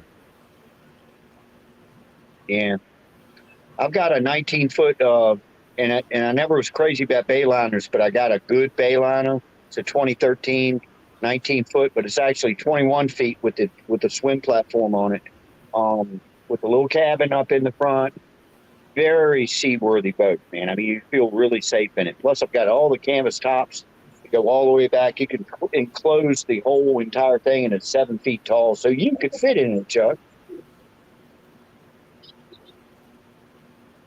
I was gonna say there's 2 Davids. There Hey, is. Navy Vet put up a video called Football today. If y'all want to check it out. Hell, if I was you, David, when you come in so damn hot after you ride your bike, Yep, I just dive. strip down naked, and get in it, and tell everybody don't come outside. Oh, Or good. do. Can y'all see the pool? Yeah, Yeah. I can see it. It's concrete and ground, looks like to me. It is. Yeah, man. Yep. I'll be doing naked cannonballs at 3 o'clock in the morning. Y'all still got a house full, or just you and the wife? Well, right now it's my son, my daughter, and me, my wife. Jump in, David. My son owns a house out there away from me, but he stays here the majority of the time, so he's basically here. Yeah, you told me it's cheaper to live with Dad. Yep. Anyways, I thought I'd show y'all. It needs. I got the clarifier now. This is the first time I actually cleaned it this year. Didn't you Otherwise, I say wouldn't. his house is nice enough that you told him and say, "You stay here and I'll move out there"? That's true. Didn't you say it was out in the country? You liked it better? Yeah, actually, it's about 20 miles away, 25 miles from here. Yeah. Wow. But he stays here out of convenience, because the gas prices and everything, and Campbell Soup's just right down the road from me. I mean, it's like 5 miles from my house. So you could always charge him to clean your pool for rent. Yorga, yeah, right. Yeah, I got a son like that too. Yeah, count on it. Double Dog dare you to jump in, David. Do it. I would. I think he's fully clothed. So well, I'd be doing a live from that thing if it was. Well, I didn't get in the one out here, so I wouldn't. I didn't like about it is I hate them little wonky ladders that you get to get in and out of them. To go like this? Yeah. They don't like 250 pounds much. It's kind of nice outside now. It's not too bad out there.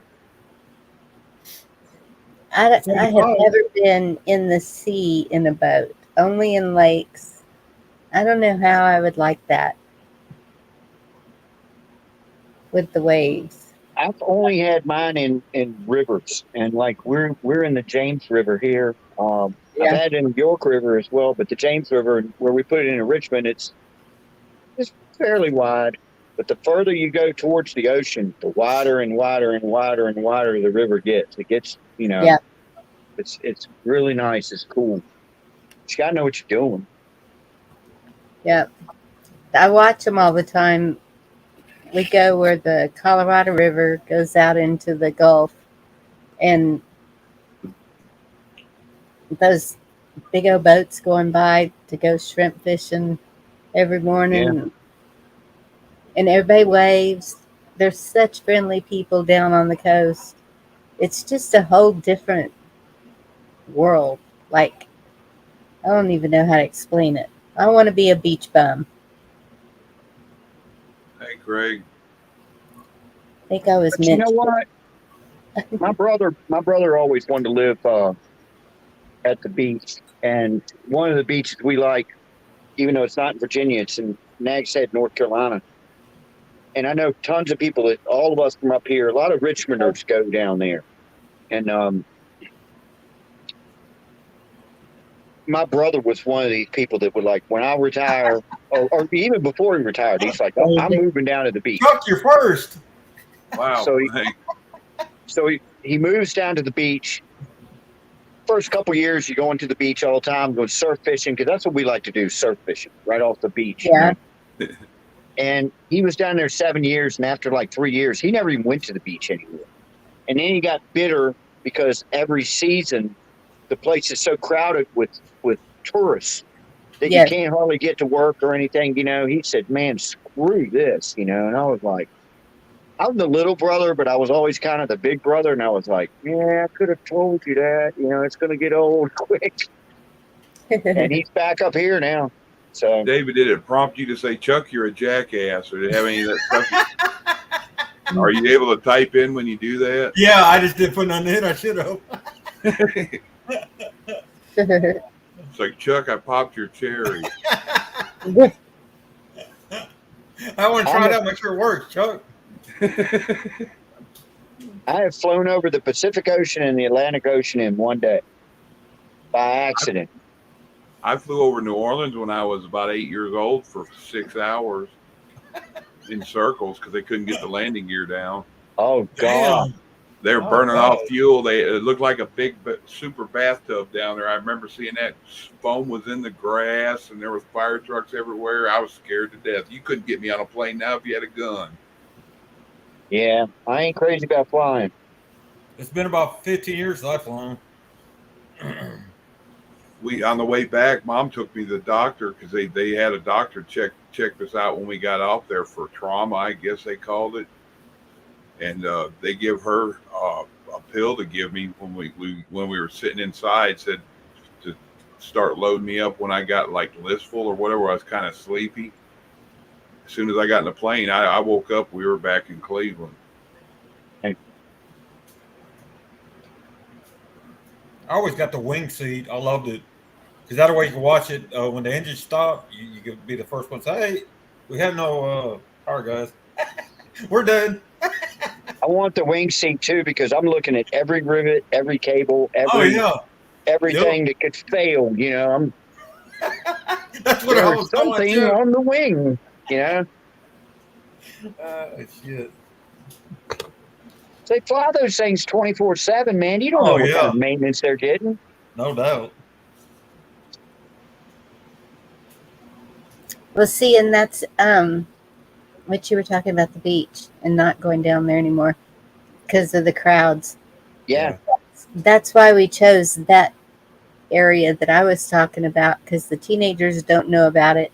It's not even close to Port Aransas or the hot spots, Galveston. It's like it's in between both of them, and so it's really pretty private. Like if we go out on the beach, there may be 5 other people out there, and that's good. All spread apart. But they say the Mississippi coast right now is one of the last unspoiled. You know, it's not. Look, you go down to where I was talking about next at North Carolina. There's houses on top of houses on top of houses, and it's just and it's piled up. And during the season, you can barely get down the road. It's always a traffic jam. It sucks. Yeah. I don't like that. Kind of like, what's that, 2.5 Men, the way them houses are on top of each other. Oh, yeah.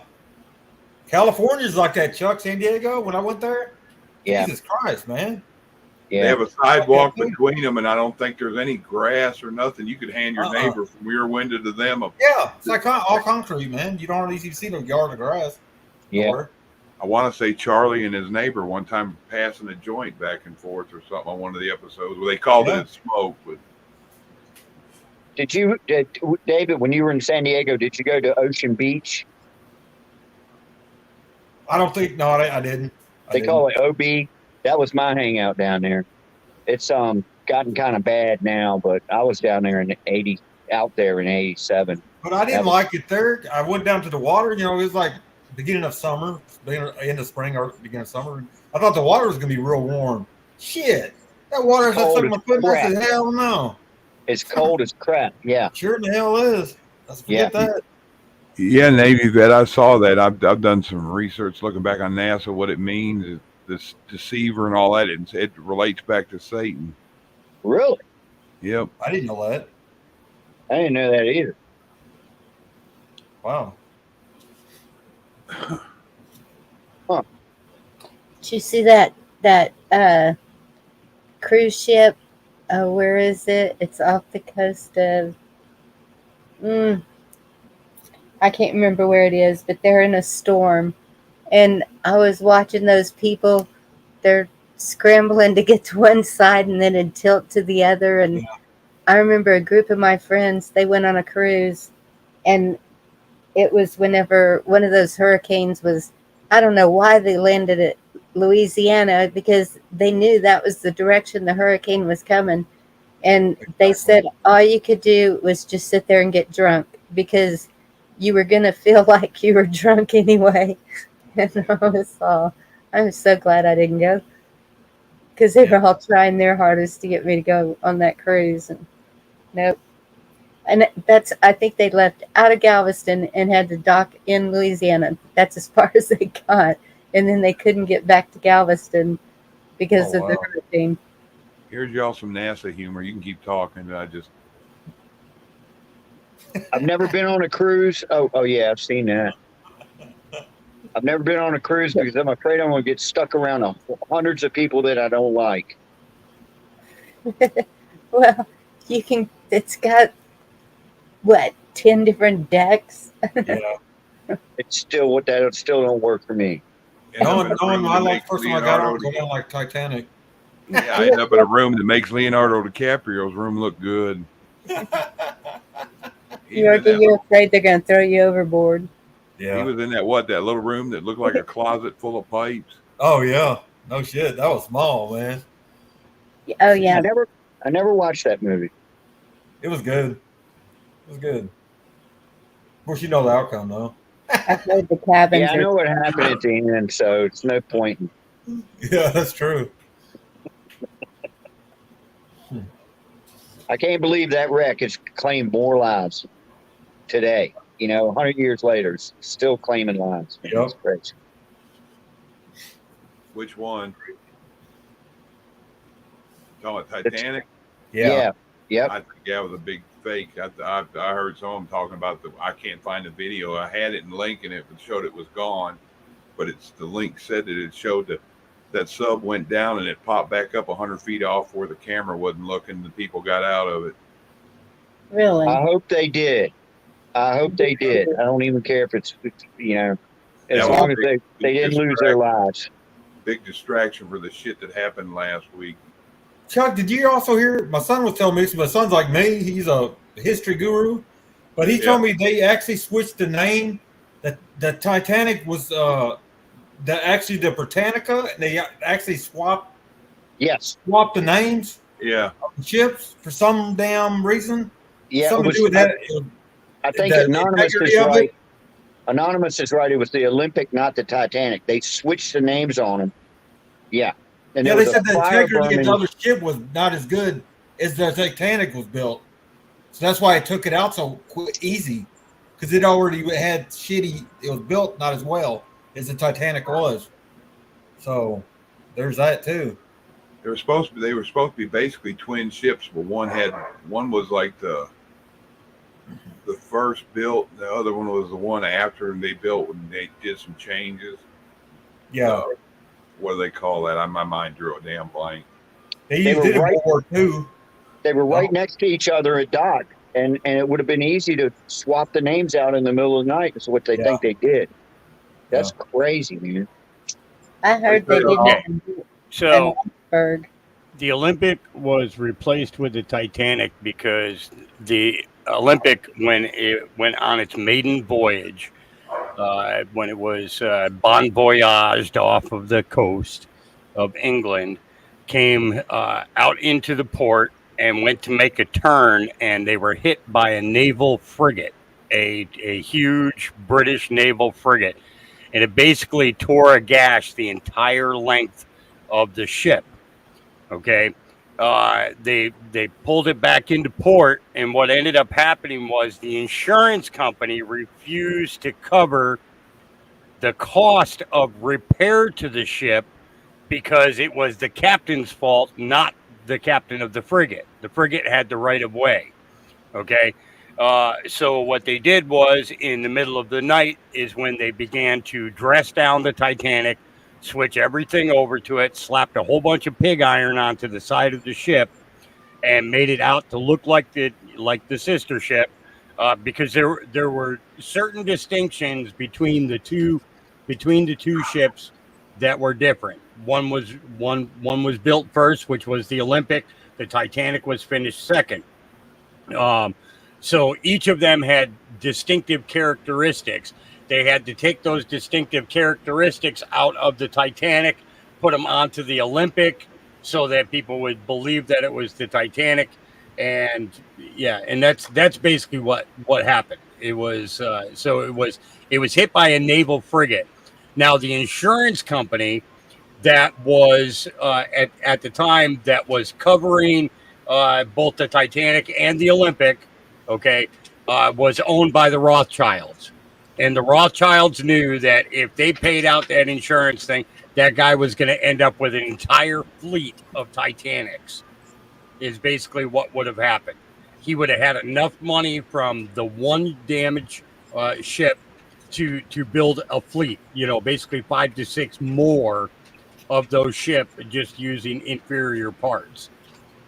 So that's the actual breakdown as to exactly how that happened.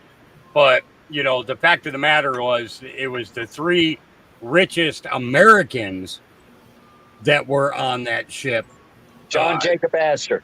Yep. Yeah, he was on there. Guggenheim was another one, and then there was a third one, Strauss. Strauss was the third one. All of them against the Fed. Yep, and J.P. Morgan actually showed up to get on the ship, but he liked to do this fashionably late, I'm the important bigwig kind of thing. So all of his belongings were loaded onto his ships, except for the 3 famous paintings that he was bringing, because he had been told previously that the ship was going to be sunk. So everybody believed that J.P. Morgan was loading on while those men were all getting their staterooms all set up and everything else. The ship set sail, and J.P. Morgan was standing on the dock at the time that the ship pulled out. Oh, wow. Along with his paintings. Yep. Each of those paintings was worth anywhere between, nowadays, anywhere between $17 to $25 million each. So they were classic masterpieces, obviously. But that's the lowdown as to what that whole thing was. I actually did a readout of 107's Kid by the Side of the Road, and it basically broke it down so that, even the simplest person could, look at that and say, holy crap, okay, I see what they're doing. I mean, how many people do you know that have tried to pass something off to an insurance company? You know what I mean?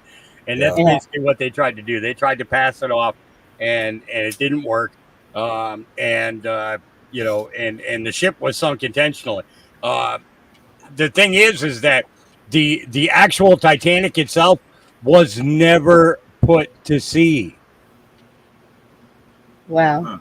So what they call the Olympic now was never put to sea. Wow. Because you got to remember, they switched the names, they switched everything. But that ship never ever saw the ocean other than the harbor, and that's it. Oh, thank you, Hawk. You nailed it. But Jerry Lee said something, that there was some sort of difference in the windows on those 2, or the portholes. Yeah, the portholes on the upper crest of the Titanic. Well, that's what I said. There were certain distinctions that had to be changed in order for them to pass it off.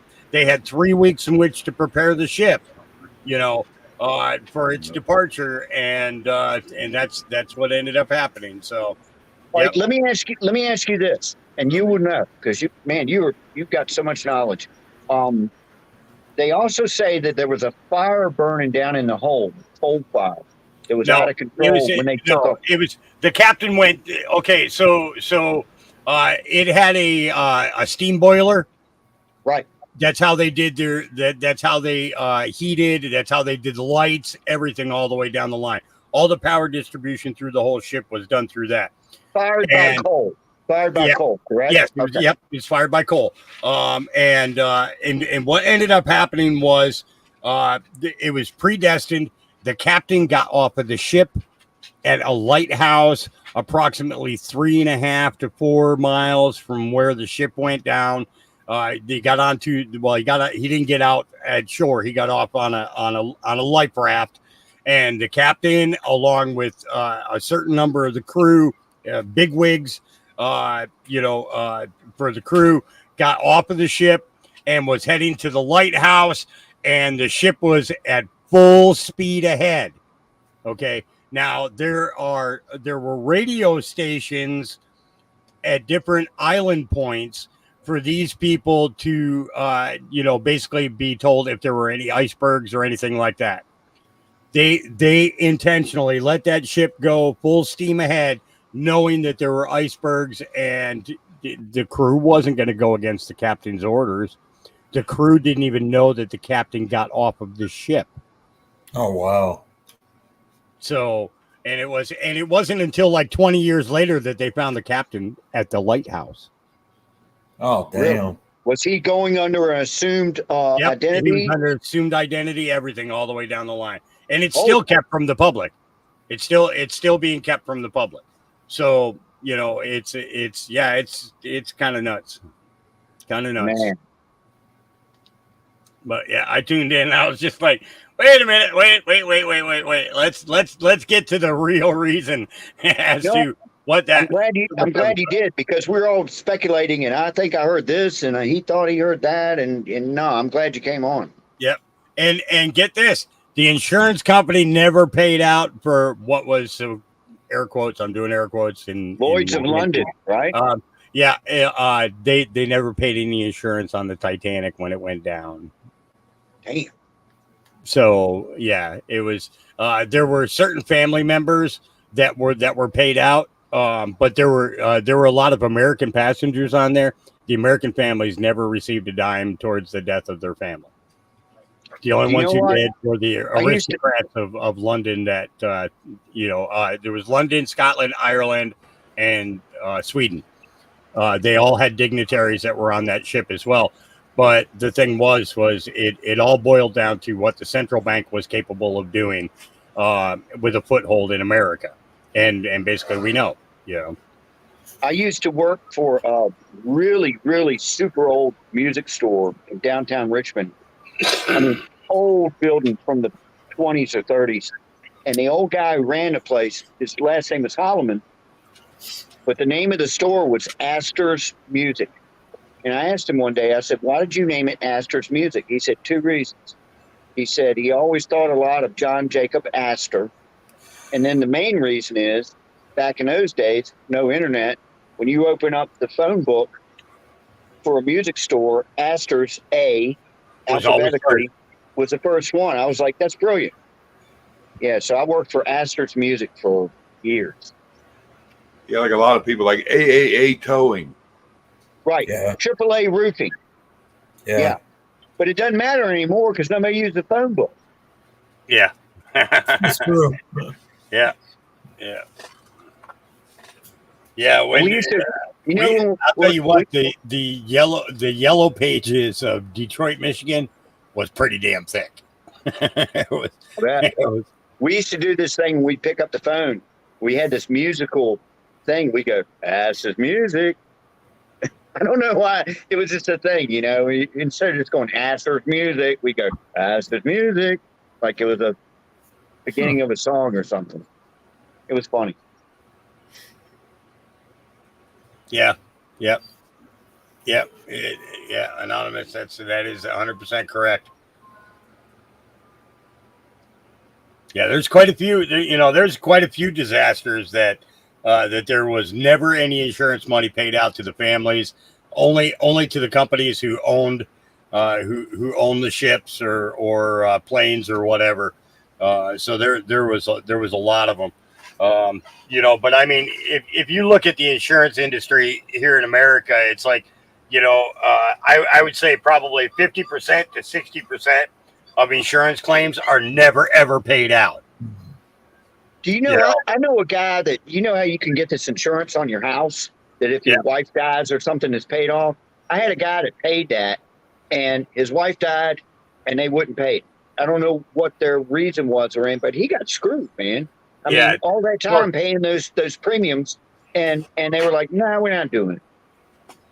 By road. Yeah, Yeah, USS Liberty in '68. I bet Hawk knows all about that. Yep. Yeah, that was another one. There were a bunch. There's, you got to remember the Barbary Coast and everything. There were so many ships that went down to the Barbary Coast during the late 1800s, early 1900s. There's still pirates. I mean, today there are still pirates down there today, along the coast of Somalia and so on. And, and basically because of the fact that that part of the shipping lane is not covered by insurance companies. If you take your boat through there, they're not covering you if something happens to you. I saw a video the other day where it was some Somali pirates tried to attack. They didn't know it was Italian or Spanish. I think it was a Spanish ship, but they didn't realize it was a warship, and they got blown up, man. Yeah, and there's been quite a few American ships, that if the guys, or if the deckhands didn't have access to firearms, would have been seized and taken by pirates, and most of them would have been killed off except for the captain. Captain would have been ransomed. So yeah. That Tom Hanks did a movie about that. Yeah, he's a fucking piece of work. Yeah, he is a piece of work. Yeah, he is. By work, you mean shit? Yeah. I was trying to be nice and. But yeah, not the easygoing kind either. The crunchy kind, the shooting kind, all levels of it. He's just projectile pooping. Yeah. You see his face when Ricky Gervais was calling out all of Hollywood, whenever that award show was, and that was good. Isaac Cappy did the same thing. He was calling him out, and it got him killed. Yeah. Who was that? Isaac Cappy. Yep. His buddy he ran with when he found that little room that he talked about, and then started calling out other names. He goes, "If I die, I'm not suicidal." Yeah, that was Seth Green. Seth Green, yep. And then he called up their buddies. This is where we keep the chicken. Yeah. Yeah. And then that girl he was hanging out with, he met through his show.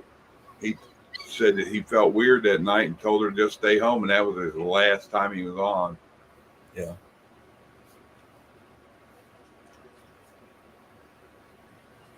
Yeah. There's going to be a lot of them that are going to come out, and they're going to be like, "Well, I'm a Christian now," and everything else, and it's all just a game. It's all a game to them.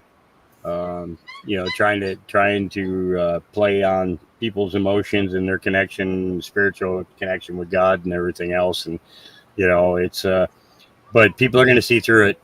It's at that point now where people are recognizing the things that are going on and are voicing themselves. Even your local coffee shop. There's some pretty damn heated conversations going on between them old people now. They worship the deceiver, so it's not against their religion to lie and say that I don't lie, cheat, and steal. Yep, absolutely, and kill. It's What about Joan Rivers? She said one thing, and she had less than 24 hours to live, man. Well, no, it was like 6 or 7 days later. Was it? Okay, I'm wrong. Yeah, it was. Because that had to circulate. Because that hit everything. Entertainment Tonight, all of them. They all covered that. And it was just basically talking about Michelle having a tallywhacker, and that the American people should wake up that they've already had their first gay president. And we probably had a couple of them long before we even believed it to be so. Yeah, she was going in for simple cosmetic surgery, supposed to be in and out 1 hour thing. Yep. Never come out of what do they call that when they put you under? Yeah. Anesthesia. Yeah. That's how I got confused because I thought she was on the way into that surgery. That's where I'm confused at. Yeah, no, she went in and she never came out. Right. Man. They OD'd her on the And she wasn't joking around either. You could tell she was serious, man. Oh yeah, serious. She was like, "Oh, come on, you know." Yep. And they whacked her. Sure did. Yeah, I knew Larry was some kind of simple thing in and out. Anesthesia got her. Yep. Hawk, you had a good show last night. Yeah, I was a little fired up. Yeah, I watched the whole thing. I was there. Yeah, Yep. I was a little fired up. When people came up and hung out with me, I calmed down a bit. But I didn't have my phone to let everybody know I was there. I was watching on TV though. Yeah, it's they these idiots, it's going to become more and more prevalent and in your face, what they're doing. I mean, it's already been that, for the last year. We've, think about the things that you've seen in the last year and wonder what the hell is wrong with this country. But literally right now, it's like our certain population of the world has like had their brains completely reversed and they're living everything backwards, right, instead of forwards, and their thinking just isn't right. And Lord only knows what it's going to take in order to shake them loose from that. Yeah, it's only going to get worse, guys. In a minute. Relax, chill out. I'll get you milk in a minute. Stop it. Hey, Hawk, I'll be honest with you, man, and I don't know if it's just psychological or what, but I got the poke twice, and I don't feel like I've been exactly me since. Something feels off. Well, if you start shape shifting and shit like that, make sure you let everybody know.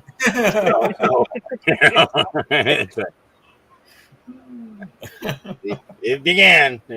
See what? Yeah. Somebody's have to put down yoga. Yoga, I can tell you, pine needle tea is supposed to pull all that stuff out of you. Pine needle tea? Yeah, research it. White pine needle tea. But you can use any, but white pine's the best. Yeah, it's the most effective. Yeah, there's getting that on Amazon tomorrow. Yeah, there was one of the Malone, Dr. Malone was talking about that. That there are a few things out there that people are using to detox their body of that. It's just a shame that that this is the type of game deception that they have to Man, I was between a rock and a hard place because I was in a band and we had practiced all during COVID. I broke my finger, everything, and there wasn't any work out there. But when the good work started coming in, they wouldn't let you in the club unless you showed, you've been the poke. And I couldn't let those guys down because with these jobs were booked, man. Yeah. So begrudgingly, I did it, and I don't know, something just seemed weird ever since. Maybe it's just in my head. I don't know, but I wish I hadn't. My daughter got 2 or 3 of them. She says she hasn't been right. She feels weird all the time. Says she always seems like she gets sick easier. And I said, I tried to warn you. Yeah. I really wish I could go back in time and just go, screw this band. Y'all figure it out. You know what I mean? I ain't doing it. But I didn't want to let them down. Money's money when it comes to having bills to pay and everything else. So it didn't have anything to do with the money. I made good money with them. But the thing is, when you're a community like mine, all the musicians know each other. Yeah.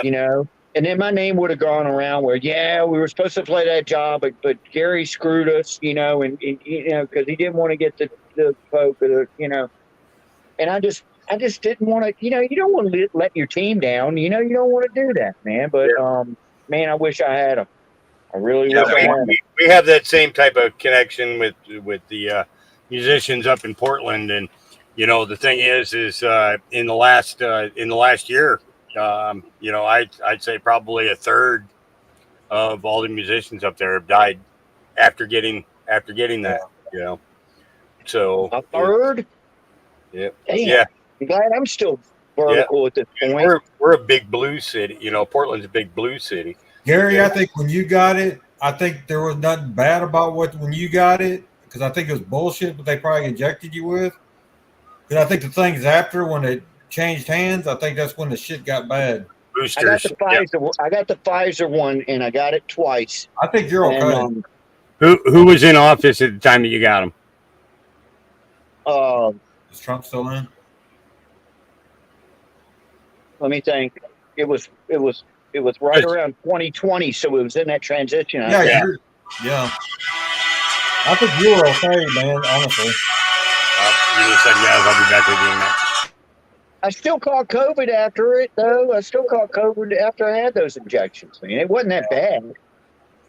And all the liberals say, well, it's not as bad if you get the injection. And the band I was in was mostly, let's say, 80% liberals. They're coming into band practice with the mask on. And I mean, it was depressing, man. I'm like, you know, hey, did you get your third booster? I'm like, no, no, I didn't. Why the hell? I mean, I got a vaccination for measles. I never caught measles. You know, I don't think I ever had measles. You know, come on, get the hell out of here. Yeah.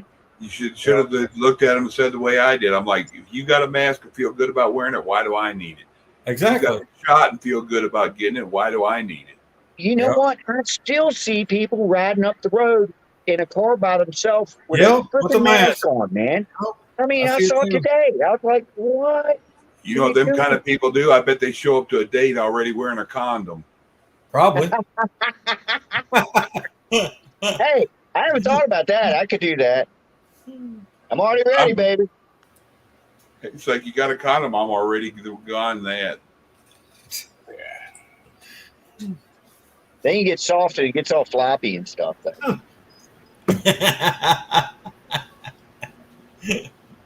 It's like putting on the oldest pair of socks you got in the drawer, huh? No elastic anymore. Ain't that the truth? Shit. Or your wash day underwear, huh? Yeah, you got the regular cotton ones. Then you do get aroused and it's all stuck around the tie. Oh my goodness. I know. I'm sorry, Bonnie. I'm sorry. I know. I forgot too. Forgive me, Bonnie. I'm sorry. The guy that was talking about that pine needle tea and other things about it, he looked like he was Indian, but he's American, and he died here a month or two back. He wouldn't shut up about it and stop his stuff, and he just suddenly died. Yeah, that happens a lot, doesn't it? Yeah. Man, I had an Indian guy who was great. Who was great eye doctor because I've got these floaters and I didn't know what it was. I had this black spot in my eyeball every time I look at something. I'm like, what the hell is that thing? So I had to go see a specialist. And you know, they put that thing on your head and then they get up real close to you looking in that thing. And he had the worst breath in the world, man. I was like dying. I was like, can you please hurry up? He was a great doctor. Don't get me wrong, but he just ate some monkey hips and rice or something, man. And it was horrible. Yeah, that's bad. I wish I had a Tic Tac or something. Here, take this before you check my eyeballs. At least tell them to wash their ass first. Huh? Wash their ass first. Hey, you know what?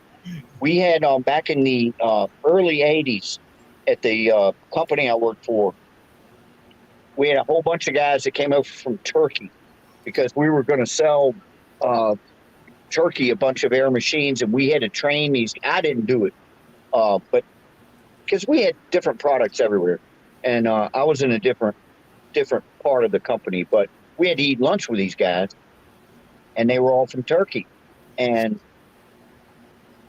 they were god awful, and they wore like diapers and like crap their pants and stuff, man. I'm not joking you, man. You couldn't be around them. Couldn't be around these guys, man. So I don't know what the hell is going on in Turkey, but they need some hygiene. Now I'm going to get in trouble for that. All right. It's a true story, though. Hey, Mitch. Yeah, a lot of that gets far fetched with some of their fear stuff. I got called a fear monger on stuff, but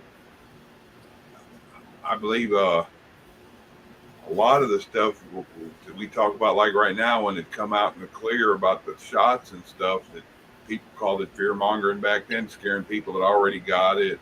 Now look at it; it's all over. It's what it's doing to people, and they're talking about it in the mass. Yeah, at least you can talk about it now, huh? I don't know if you can or not. Yeah, you I mean, can. You can on YouTube now. So quickly they came up with the vaccine. It's like, how the hell you do that? The Unless mask you already causing, knew in a lab exactly what was going on, which the mask causing bronchial poisoning and stuff. I talked all about that. Now they say that there's a lot of people that got lung problems because of wearing because of masks.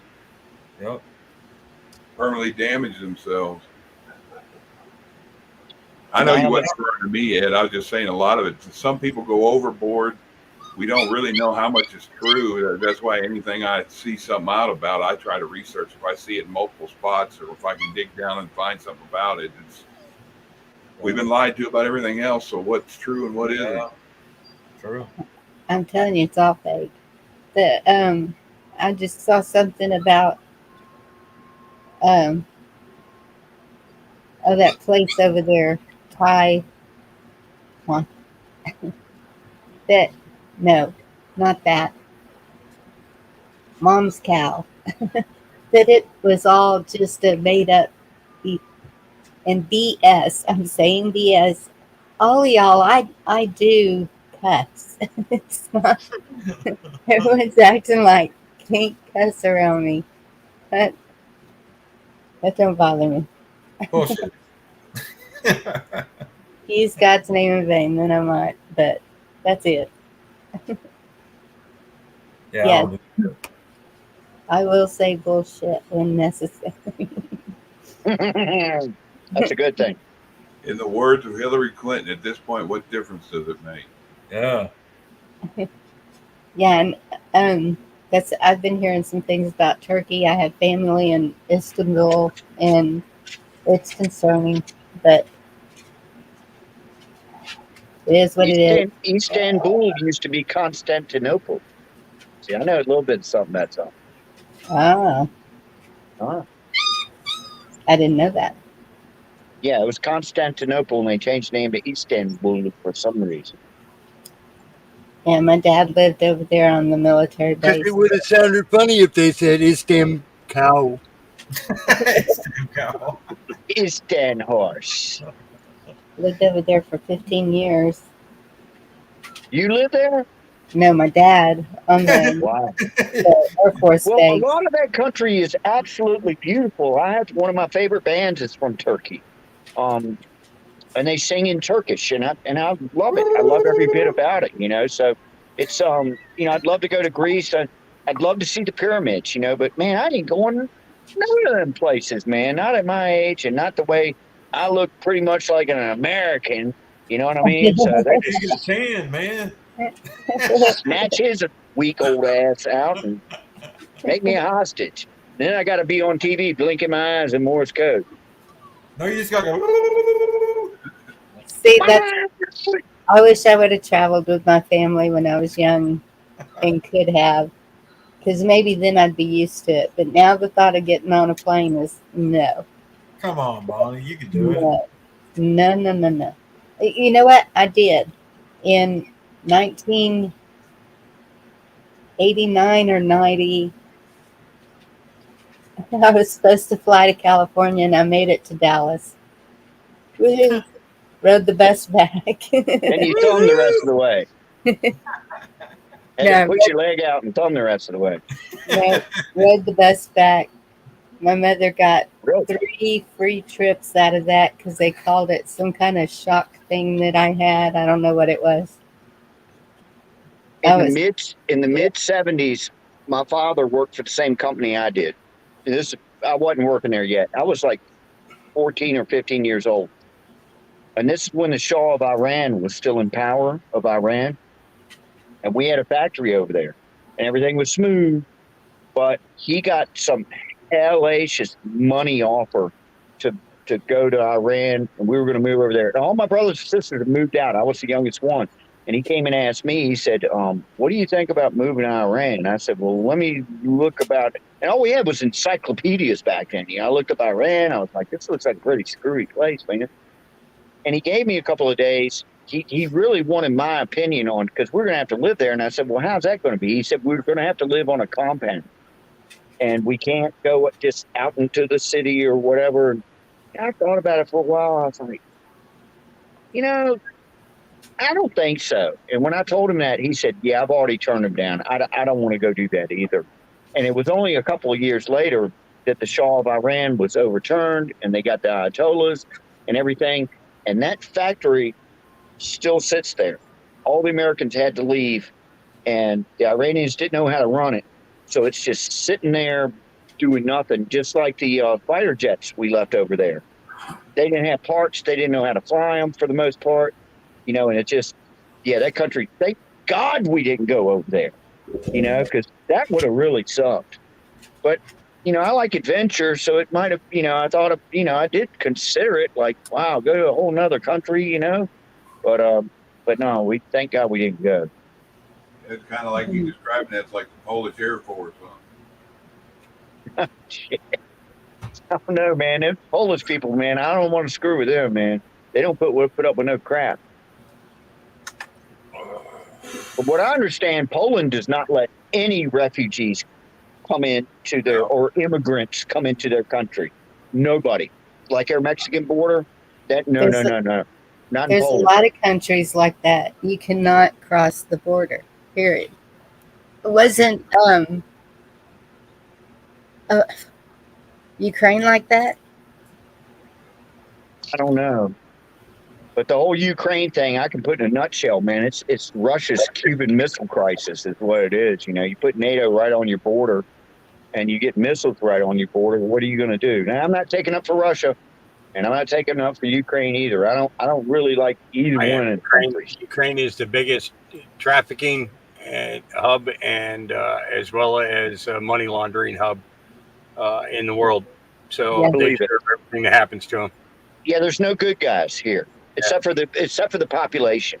And they've been at war since 2014. People just don't know that. It's like you try to tell people, this all started in 2014 when Victoria Nuland went in there and they had the coup and they took over the government and everything else. The U.S. has been in control of Ukraine since 2014.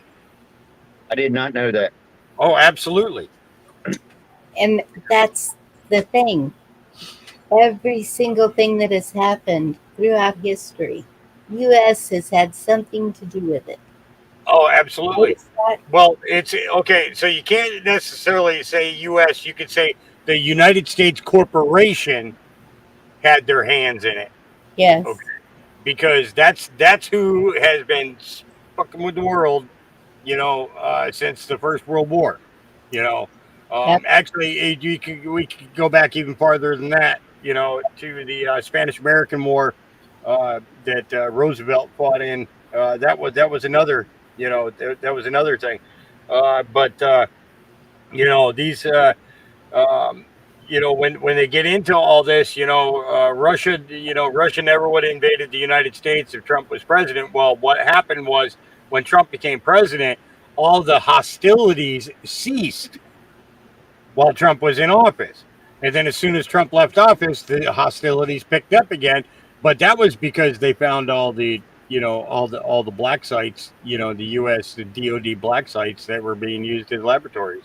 So, and you can't blame Russia for protecting itself.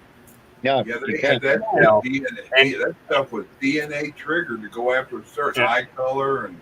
Yeah, and this is another thing is that when Ukraine filed for their sovereignty, they never filed any borders. So without filing any borders, they're still part of Russia. Yeah.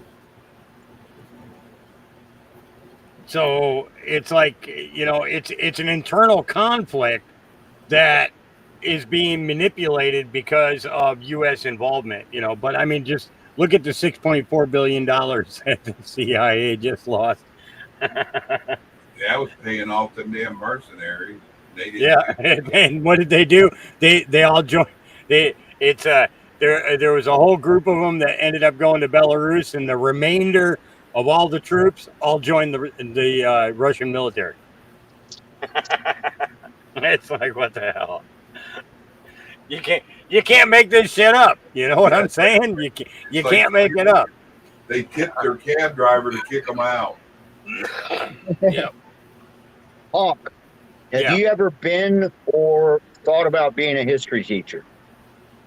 No, I've never been. Well, I teach people how to grow cannabis, so I got some I know teaching that. experience. But no, I never thought about being a history teacher. However, I would go into a history class and say, okay, let's get some history correct. You know, and just start dropping a whole bunch of truth down, man. You might shut them down, man. I'd love you. You're a wealth of knowledge. Yeah.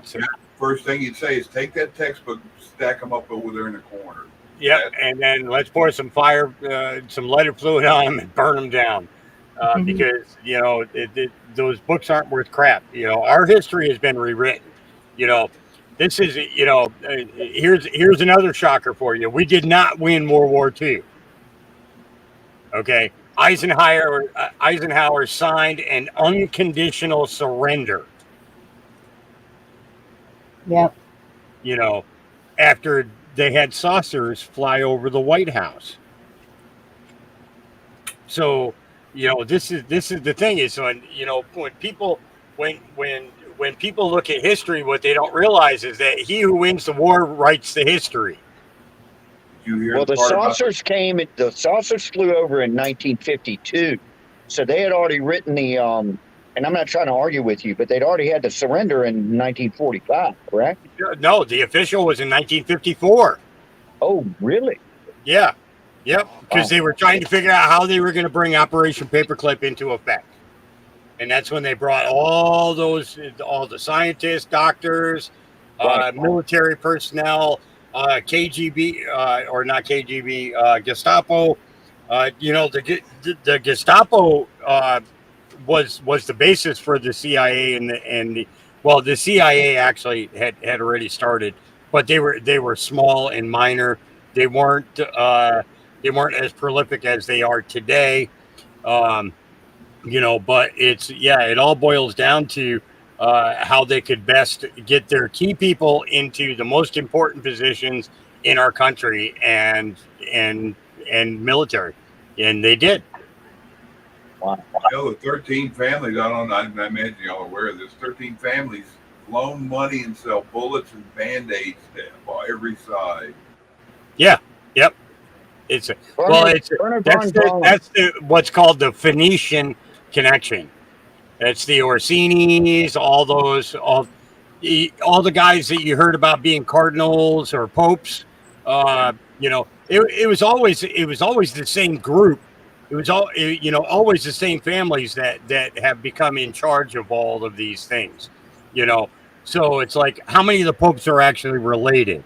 Remember that girl that 14 or 12, I think she was 12, figured out that every American president except for two were all related, including Obama. Okay. And it's like, so when you realize that, you begin to recognize where this classification of selection instead of election comes in, because they're just picking another family member. Yep. And you heard about the World War II part, didn't you, Hawk? You could probably explain it better if you know what I'm talking about. That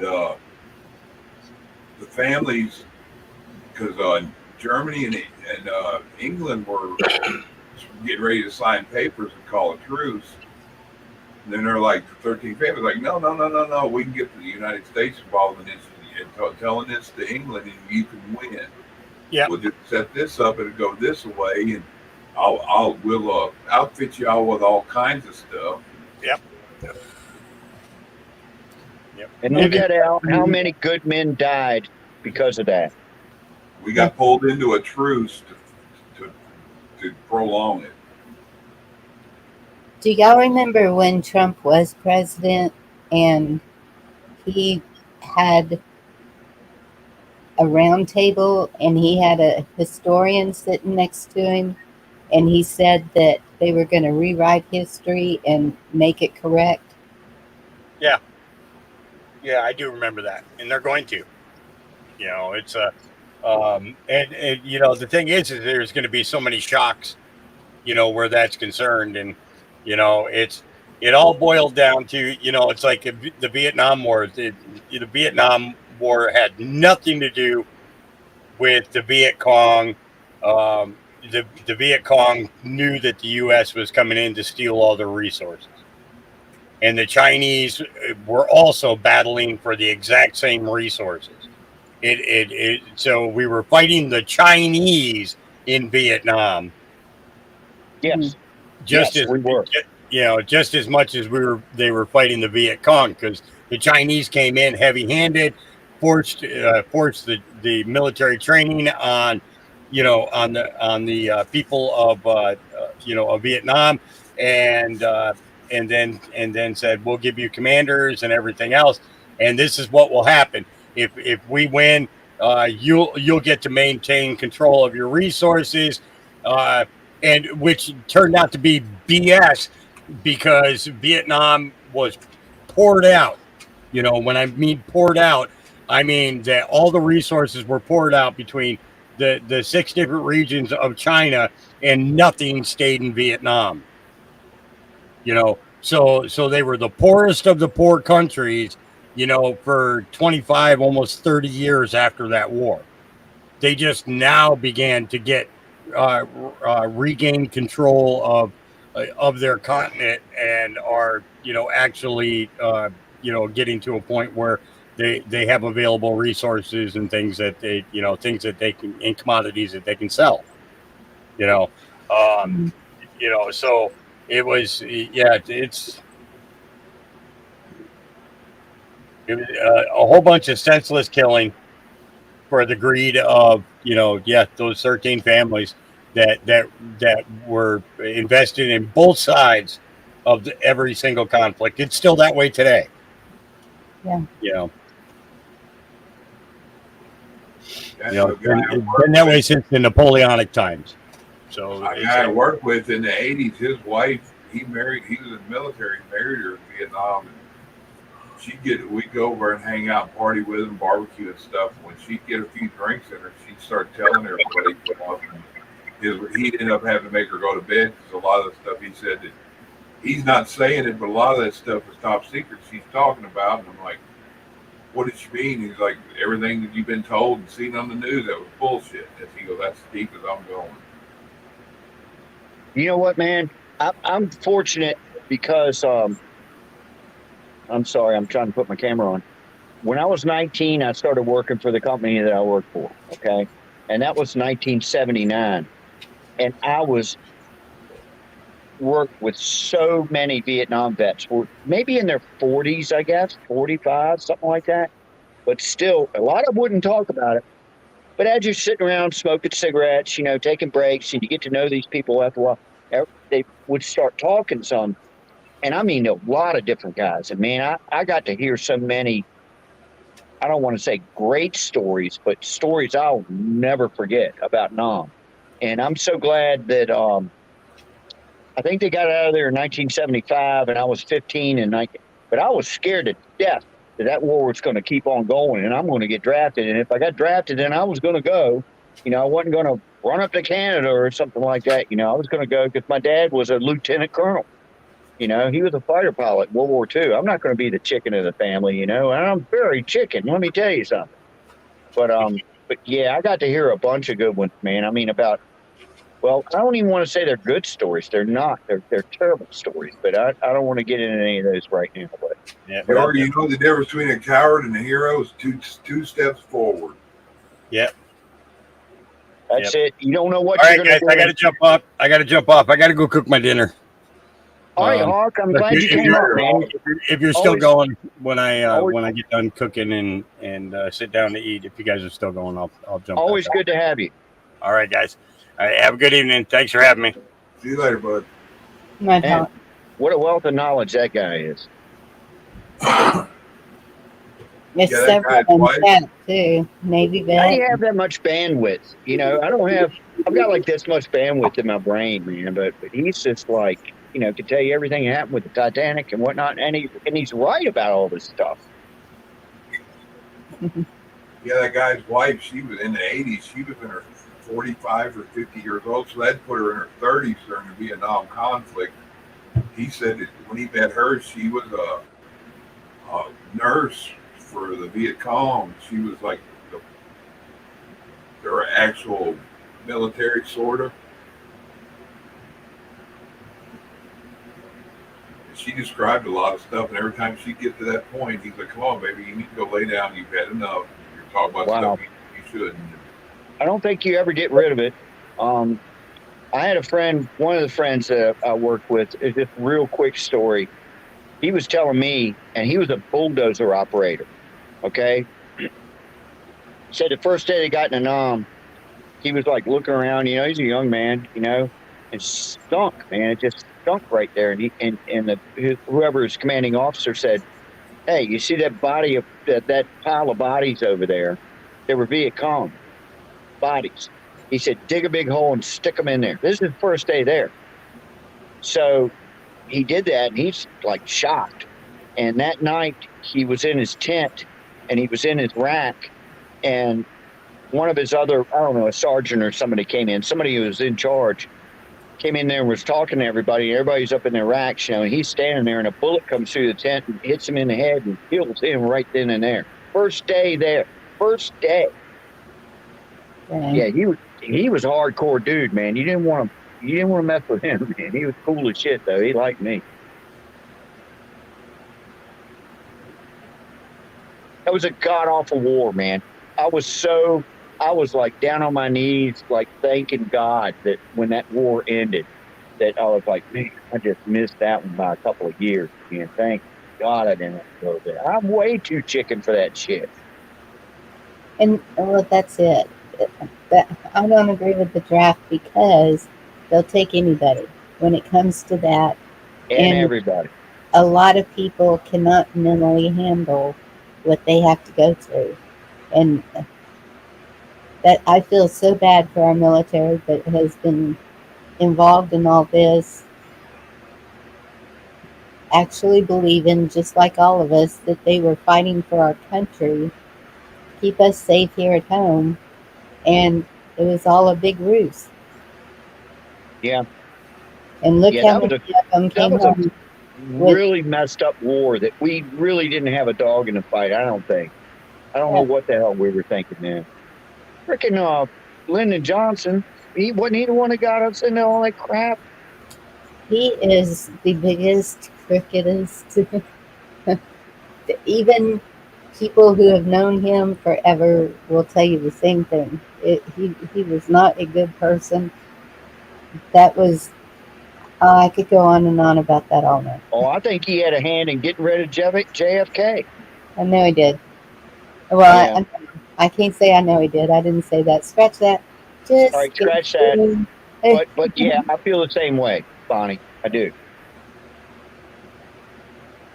I mean, he looked thrilled when he was getting sworn in. How does he have the papers right there ready and waiting? I don't know. Yeah, no.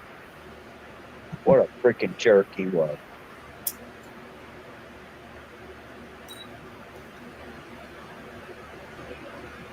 I used to tell my dad when I was a little kid and I didn't know anything. I was 3 years old. We'd be going to church. We'd be going to church, and my dad would go, "How do you want me to comb your hair?" And I'd say, "Comb it like John F. Kennedy." So you comb it over the side like John F. Kennedy. You know, I looked up to that president as a 3-year-old. You know what I mean? But he was a piece of work too. I wish Hawk was here because he could tell us all. He could tell us everything. Well, I mean, we've all seen the pictures and the videos and who all was standing around at that time that happened. And pretty much how it was done. By who? I want to say that's when America. It was a. I don't know. I got to be careful with my words, but it was kind of a coup when JFK was taken out, and that's when America really changed. I do believe. And I could be wrong. I don't know. Yeah. I'm not that knowledgeable, but I think that's when everything started kind of going to corruption, big time. Well, yeah, because that's when the word conspiracy theorist even came out. Was Yeah. Because anyone who disagreed with anything about that was a conspiracy theorist. Yeah, a nut. You're a nut. Yes. Single bullet theory. We had a really good band here in town back in the early '80s called Single Bullet Theory. They had a record out. They were kind of going up the charts, but they ended up fizzling. It's a great name for a band.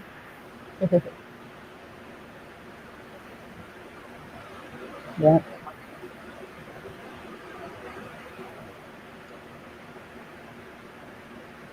I got a lot of knowledge on things, but I'm bad about explaining things. Oh, come on. Explain it to us, David. No, I mean, far as a lot of history stuff, I'm just bad about explaining things. Oh, yes, you are. You're good. Gary, you got some good stories, man, yourself, man. You got some pretty good stories. And every now and then I have a good story. I guess I'm just tired all the time. my mind's not there anymore in the evening. Yeah, I don't have the bandwidth that Hawk has. If you know what I mean by that, just how much stuff can you put in your head, man? It's like, you're running out of room. Yeah.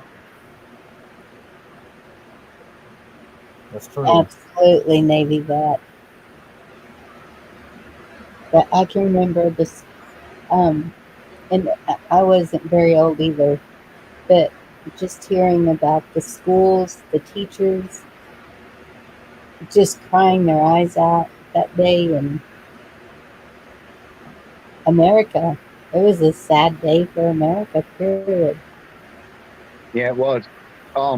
You know what else they used to do in school when I was little? So I was born in 1960. So I was in first grade around 66.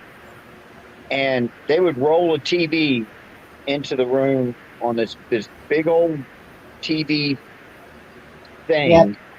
The And metal yeah, you box. know what I'm talking about. Whenever they Yes. did anything with the Mercury programs, liftoffs, the Gemini liftoffs, you Yep. know, and by the time they did Apollos, well, I was probably damn near in junior high by then. But they did. That was what we did. We shut down school and watched that stuff, man. Yes. And I loved it, man. I loved that stuff. Space program right from the get go. Oh, I loved it. I Yeah. had models of the Mercuries and the Geminis and the spacewalk and all that stuff. Yeah, and I totally believed it. When that shuttle blew up over Louisiana and Texas, my ex-husband, he went to do the recovery, and he was up there for a month, and so 2 weeks in, the family got to go up there, me and the kids, and so we saw where everything that they were collecting. We saw the room where they were putting it back together. I mean, it was pretty cool. And the astronauts that came, and they were drawing pictures that they'd sent home with us, and the little pins and stickers and all kinds of stuff. And we had a box that we had all of that just put in. It had their signatures on it and everything. And I was like, this is history to keep for my girls. And then now I find out that it was all just like a fake, I guess. Like the whole NASA thing. When my older kids were young, we went and toured NASA. We did and you see the Challenger mural up there, and it just brings you to tears. And Yeah, but the one you're talking about is Columbia. That Yeah. came over Texas. Yeah, that was the second one that blew up. And it's Yeah. like, and Yeah. those poor people were up there doing their whole mission, not knowing they had tiles missing. Georgia, the first Yeah. one, they're showing all the people are still alive. I've And seen that stuff too. I've seen that stuff too, and it blows my mind. that is what is so. It's heartbreaking, and it makes you so angry to know that you could be that fooled. You know, because I mean, it was like. Well, the second one, nobody lived in that one. Nobody lived in either one of them. No, guys- that first one, man, I don't believe they died. Yeah, and I'm stand corrected. I've seen where they think all those people are still alive somewhere. Well, some guy found them, a couple of them. They're older now, but they got different aliases. I know, it's Yeah. crazy. I don't know. I just Now that's a conspiracy theory right there. I know the second one they didn't live, but Oh no, that group they did the first recovery was of the body parts. I know they found a helmet. It was horrible. Good God, what was in the helmet? A head? I mean, shoot, man. Yeah, Ugh. it takes someone like not me to be able to go and do that. I remember when they first started doing the space shuttles, and I was much more younger and much more adventurous, and I was like, I'll go. If they let me go, I'll go. You know what now? Oh no, hell no. I'm way too chicken now. I ain't doing that. No, sir. No space Ed, what is travel. BS? No space travel for me, or no deep sea. Shoot, I won't even go scuba diving anymore, man. I'm not doing that. Ed, what is BS? Nobody can say yay or nay on nothing because nobody's got actual facts on anything. So nothing's BS anymore. Yeah, you just don't know. And wait till You they don't come out know. with That's all the this. thing. No, Wait till they come out with all this deep fake stuff where they could have a video of me robbing a bank or something, and I was never there. But they can Exactly. AI. They can fake all that stuff. Yep. Now. Yes. I've been seeing some crazy stuff about that too. It scares me to death. Yep. Yeah. Not And for then- me personally, but I mean, can you imagine the videos they would come up with Trump or saying or doing something, yeah. that's completely a fraud? I mean, and what are you going to do? It used to be, a video didn't lie, but it does now. Yeah. Or could.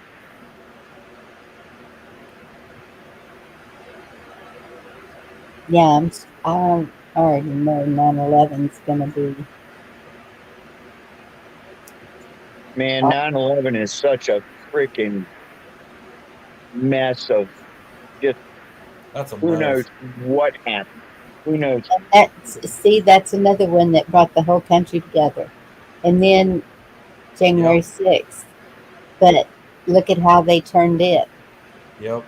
And we witnessed that one completely. Yeah, while the guards are saying, come on in, come on in, come on in. Yes. Evil, man. Evil. And I have liberal friends. I know I brought this up before. But there's nothing I can say to them, factual things, that is going to change their mind. There's nothing they can say to me that's going to change mine. So let's just go fishing. Let's go fishing and talk about something else, man. Because it just don't, and they get mad. They get all mad and pissed off and stuff, man. Yep. Yeah, that's their first reaction. Instead of just to, maybe talk things out, they get pissed off and mad and start raising their voice. Trump's a racist. Oh God, I know. That's first thing you hear. That's ridiculous. Yeah. Oh, I've been hearing that he's a PETA. Yeah. I'm like, what? Where'd that come from? They prove it. I don't know. It's all crazy, man. That friend of mine I talked to on the phone today, he hates Trump so much but he couldn't really give me any dirt on it. You know what I mean? It's like they're just fueled with hate. I don't hate Joe Biden. I think he's a piece of crap. You know, I mean, but I don't have this fire in my heart. You know that I want to just care. You know, it's just like get him out of office, man. He's a douchebag. You know, that's all I got to say about it. It's the traitorous stuff that's the anger, because so much is being done and they're getting away with it. Yeah, nothing getting done about it. That's the problem. Well, back in the day, it was hang, period.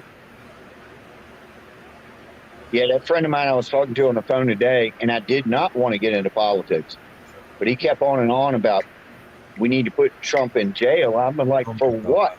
He's like, he's got a bunch of charges on him. I said, what? Oh my God. I said, what? What did he do? You tell me. And he couldn't answer me. So it's just like they can't. It's just fueled from hate.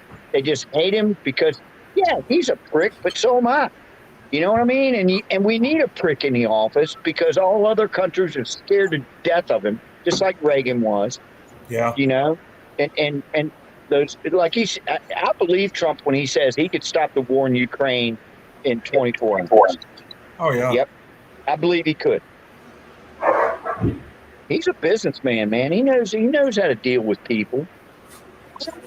And his intestinal fortitude to keep putting up with this crap. The man has gotten attacked every day for the last 6 years. Yep. And every single day it's something different. And how he just keeps on. He's like bulletproof and keeps on and keeps on. He'll do a 4-hour speech without taking one drink of water. Exactly. You know? Man, it's like, what? How do you do that, man? Yeah. Right. I saw this one guy. He was saying, oh my goodness, what was he saying? Quit reading chat. That's true, Ed. God damn it. I don't know. Oh, I don't know. It's right there and it's not. Would you lose your thought? Yes. But I bet you in all reality, Trump has so much dirt. He does. On so many people. I mean, real dirt. Yeah. That if they were to take him out, there would be a dossier, shall we say, that would come out, and it would not be good for a whole lot of people that we know who their names are. That's what it was. He said, what's his name? Nixon had nothing on all the rest of these people. And he was impeached for what? A phone call? That's it. A phone call. Phone call. There That's was true. nothing there. There was nothing there. Nothing. Except for that he was implying that the Bidens were up to no good. That was That's it. it. That was it. An inquiry of all things. Oh, how dare you do that? Yeah. Meanwhile, they all got here. There's a video right here says Egyptians crossing the southern border say they're chosen Pennsylvania and New York to settle in. Really? All of them crossing the border. I was watching Anthony the other night, and every single one of them had a piece of white paper. And on that white paper was the state that they wanted to go to, or that they were told to go to, however it goes. And he was asking them, where are you from and where are you headed? And each one of them, if they couldn't speak English, they'd show the paper. And they all had the same exact, just a 8x11 paper cut off, just big enough with whatever information on it they needed. And so the guys is that they have sponsors waiting for them. No, they don't. Yeah. Why would they be in the hotels? And if I was helping them out and they couldn't speak English, you know what I'd write on that piece of paper? Mexico. Mm-hmm. Take them back to Mexico. And all the Mexicans are already here. You know, we're getting people from China, you know, Iran, everywhere. Yeah. Yes. All you got to do is get into Mexico and come on That's it. in. That's it. Last I heard was 146 countries. Yeah. It's a lot. Come on, man. Something's got to be done with that. Come on. Yeah. And praise Trump for building that as much of that wall as he did. And they were kicking ass building that wall. Not that that's going to stop everything. It's not. But still. What's so bad about that? That he had the whole funding for the wall, the whole thing, all the shit was there. But the governor came back and took the shit back. We already paid for that shit. Contractors, the wall, Yeah. everything. Yeah.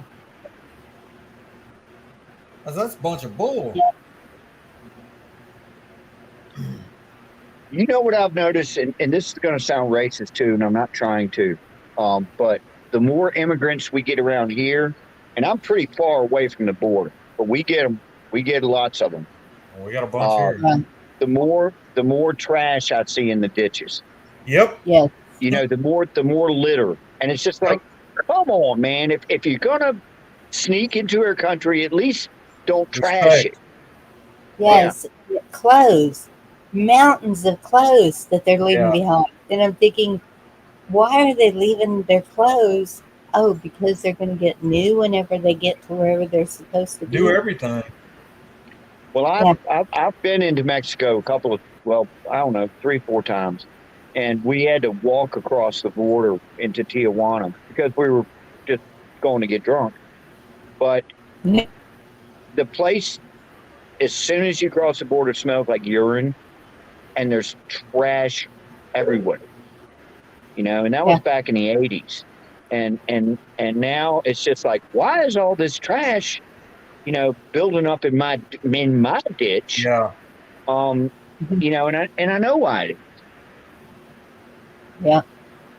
I go to Bojangles or something and eat their meal and just chunk all the paper and everything down in my ditch, man. Come on, man. Yeah. You know, I got to get my old ass down there and pick that up. I hate somebody that litters. That pisses me Oh, off. my God. I can't stand it. Yep. Yes, Larry, we saw that video. Yep. And nothing to ever get done about it either. No. I know. Sickening. No, the administration's saying it was a joke. He was joking. Yeah. Yeah, it was a joke. Yeah. What did he wait, what did he say though? He gave away our secrets to other countries. He did Sold. Sold our secrets or whatever. Yeah. State He said secrets. that? Yes. That dummy. What a dummy. He needs to be put out to pasture, man. I mean, for real, man. You're just too old and dumb to know what you're doing. He don't even know what he's doing anyways. Period. No, I know. Feeling up chicks and tripping up steps. Kids. Yeah. Yeah, kids. What a creep. I don't know, guys, but I think it's going to get really, really bad into this year. Yeah. I agree with you. It is going to get bad. It is going to get bad. Man, what if they somehow put Trump in jail? Things are going to get real bad because they literally can't put him in jail, though. What's that? They can't literally put him in jail because he has to have Secret Service. I mean, they can't really do that. Well, good. Even if they did, he can still run for president. If he's doing what people say he's doing right now, he could still do it from there. Yeah. It's just unreal. I mean, the persecution they put on that man, and I wouldn't have been able to take it. I wouldn't have been able to. I would have said, I quit, man. I don't need this. Yeah. You know, forget it, man. Yeah. You know, but man, he's got some intestinal fortitude, that man. Sure does. Yeah, he does. Perseverance. He's getting older and older every day, too, man. I mean, we need to, you know. Yeah. Yeah. I actually did see him take a drink of water at one of his speeches not long ago.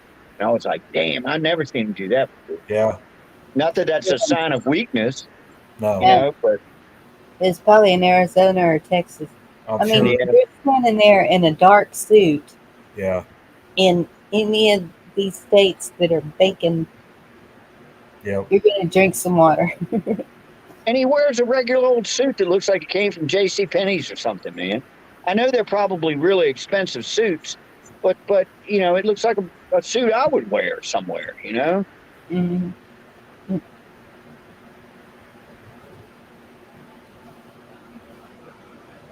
Yes, our people that are. That's one of the things I had my Girl Scouts do once a week. We'd go around and pick up trash by the grocery stores. There's always tons of trash blown up against the fence. Man, I hate that.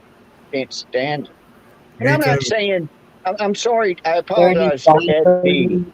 I apologize to Ed D. He says that there are people that it's not just No. Hispanics that litter, but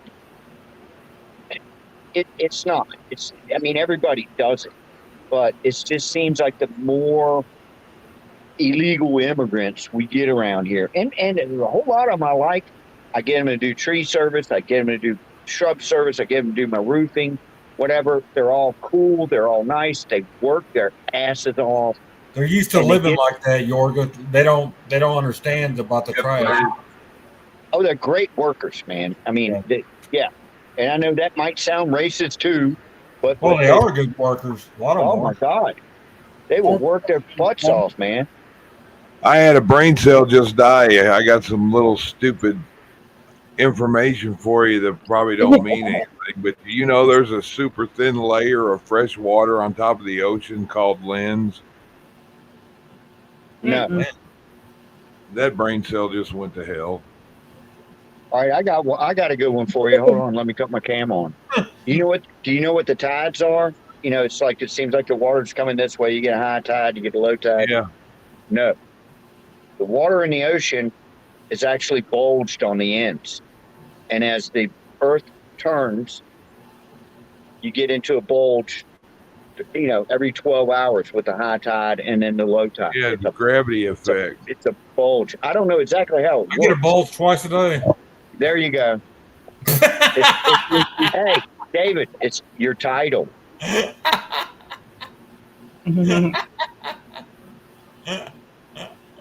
I'm kidding. Go on, man. I'm just messing around. No, you're good. Here's an important read for y'all if you can't see it.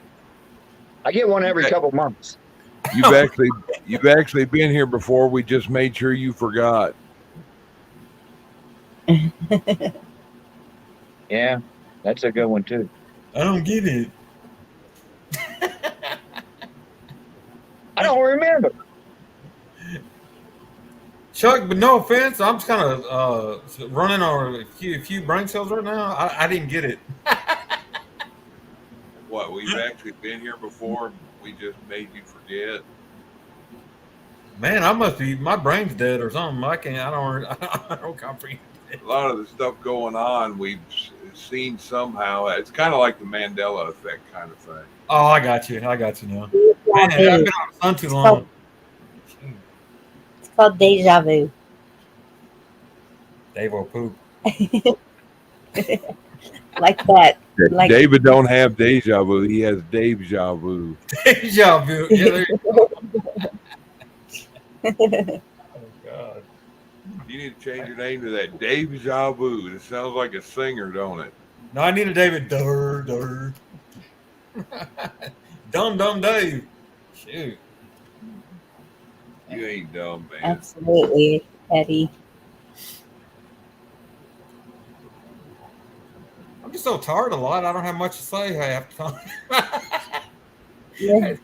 I'm so damn tired all the time. Oh. Yeah, Yeah. I got a plethora of useless information in my head about a lot of things, but like on here, I just let everybody talk, and I'll throw something in every now and then. Because when I want to say something, if y'all are talking, I don't interrupt. So. Well, Yeah, tell us. It's your channel, Chuck. What? I'm fine with y'all talking. I talk and do stuff, but when y'all get deep, I was like, okay. Been a while since I got deep. You gotta move tape. You gotta move tape measure every now and then. My ex-wife used to say that I knew everything about stuff that nobody needs to know about, but all the stuff that people need to know about, I didn't know none. That's true, though. That's true, though. Thanks. God bless Texas.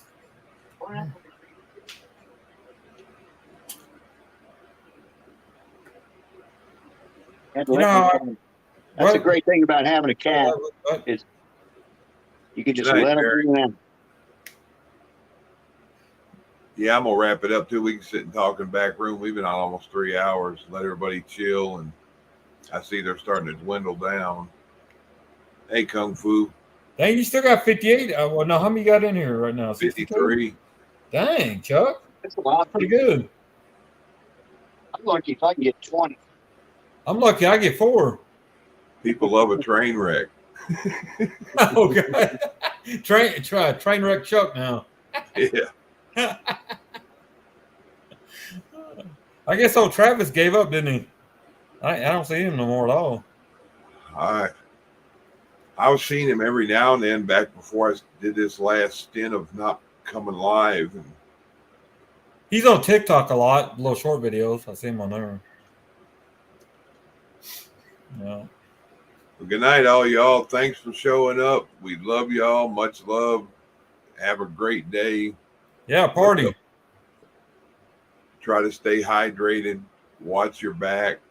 Keep your ears and eyes open. Yeah. That's all I got to say. Y'all have a blessed night. Everybody else wants to say bye. Bye. Let me miss you. Hasta luego. 10-4.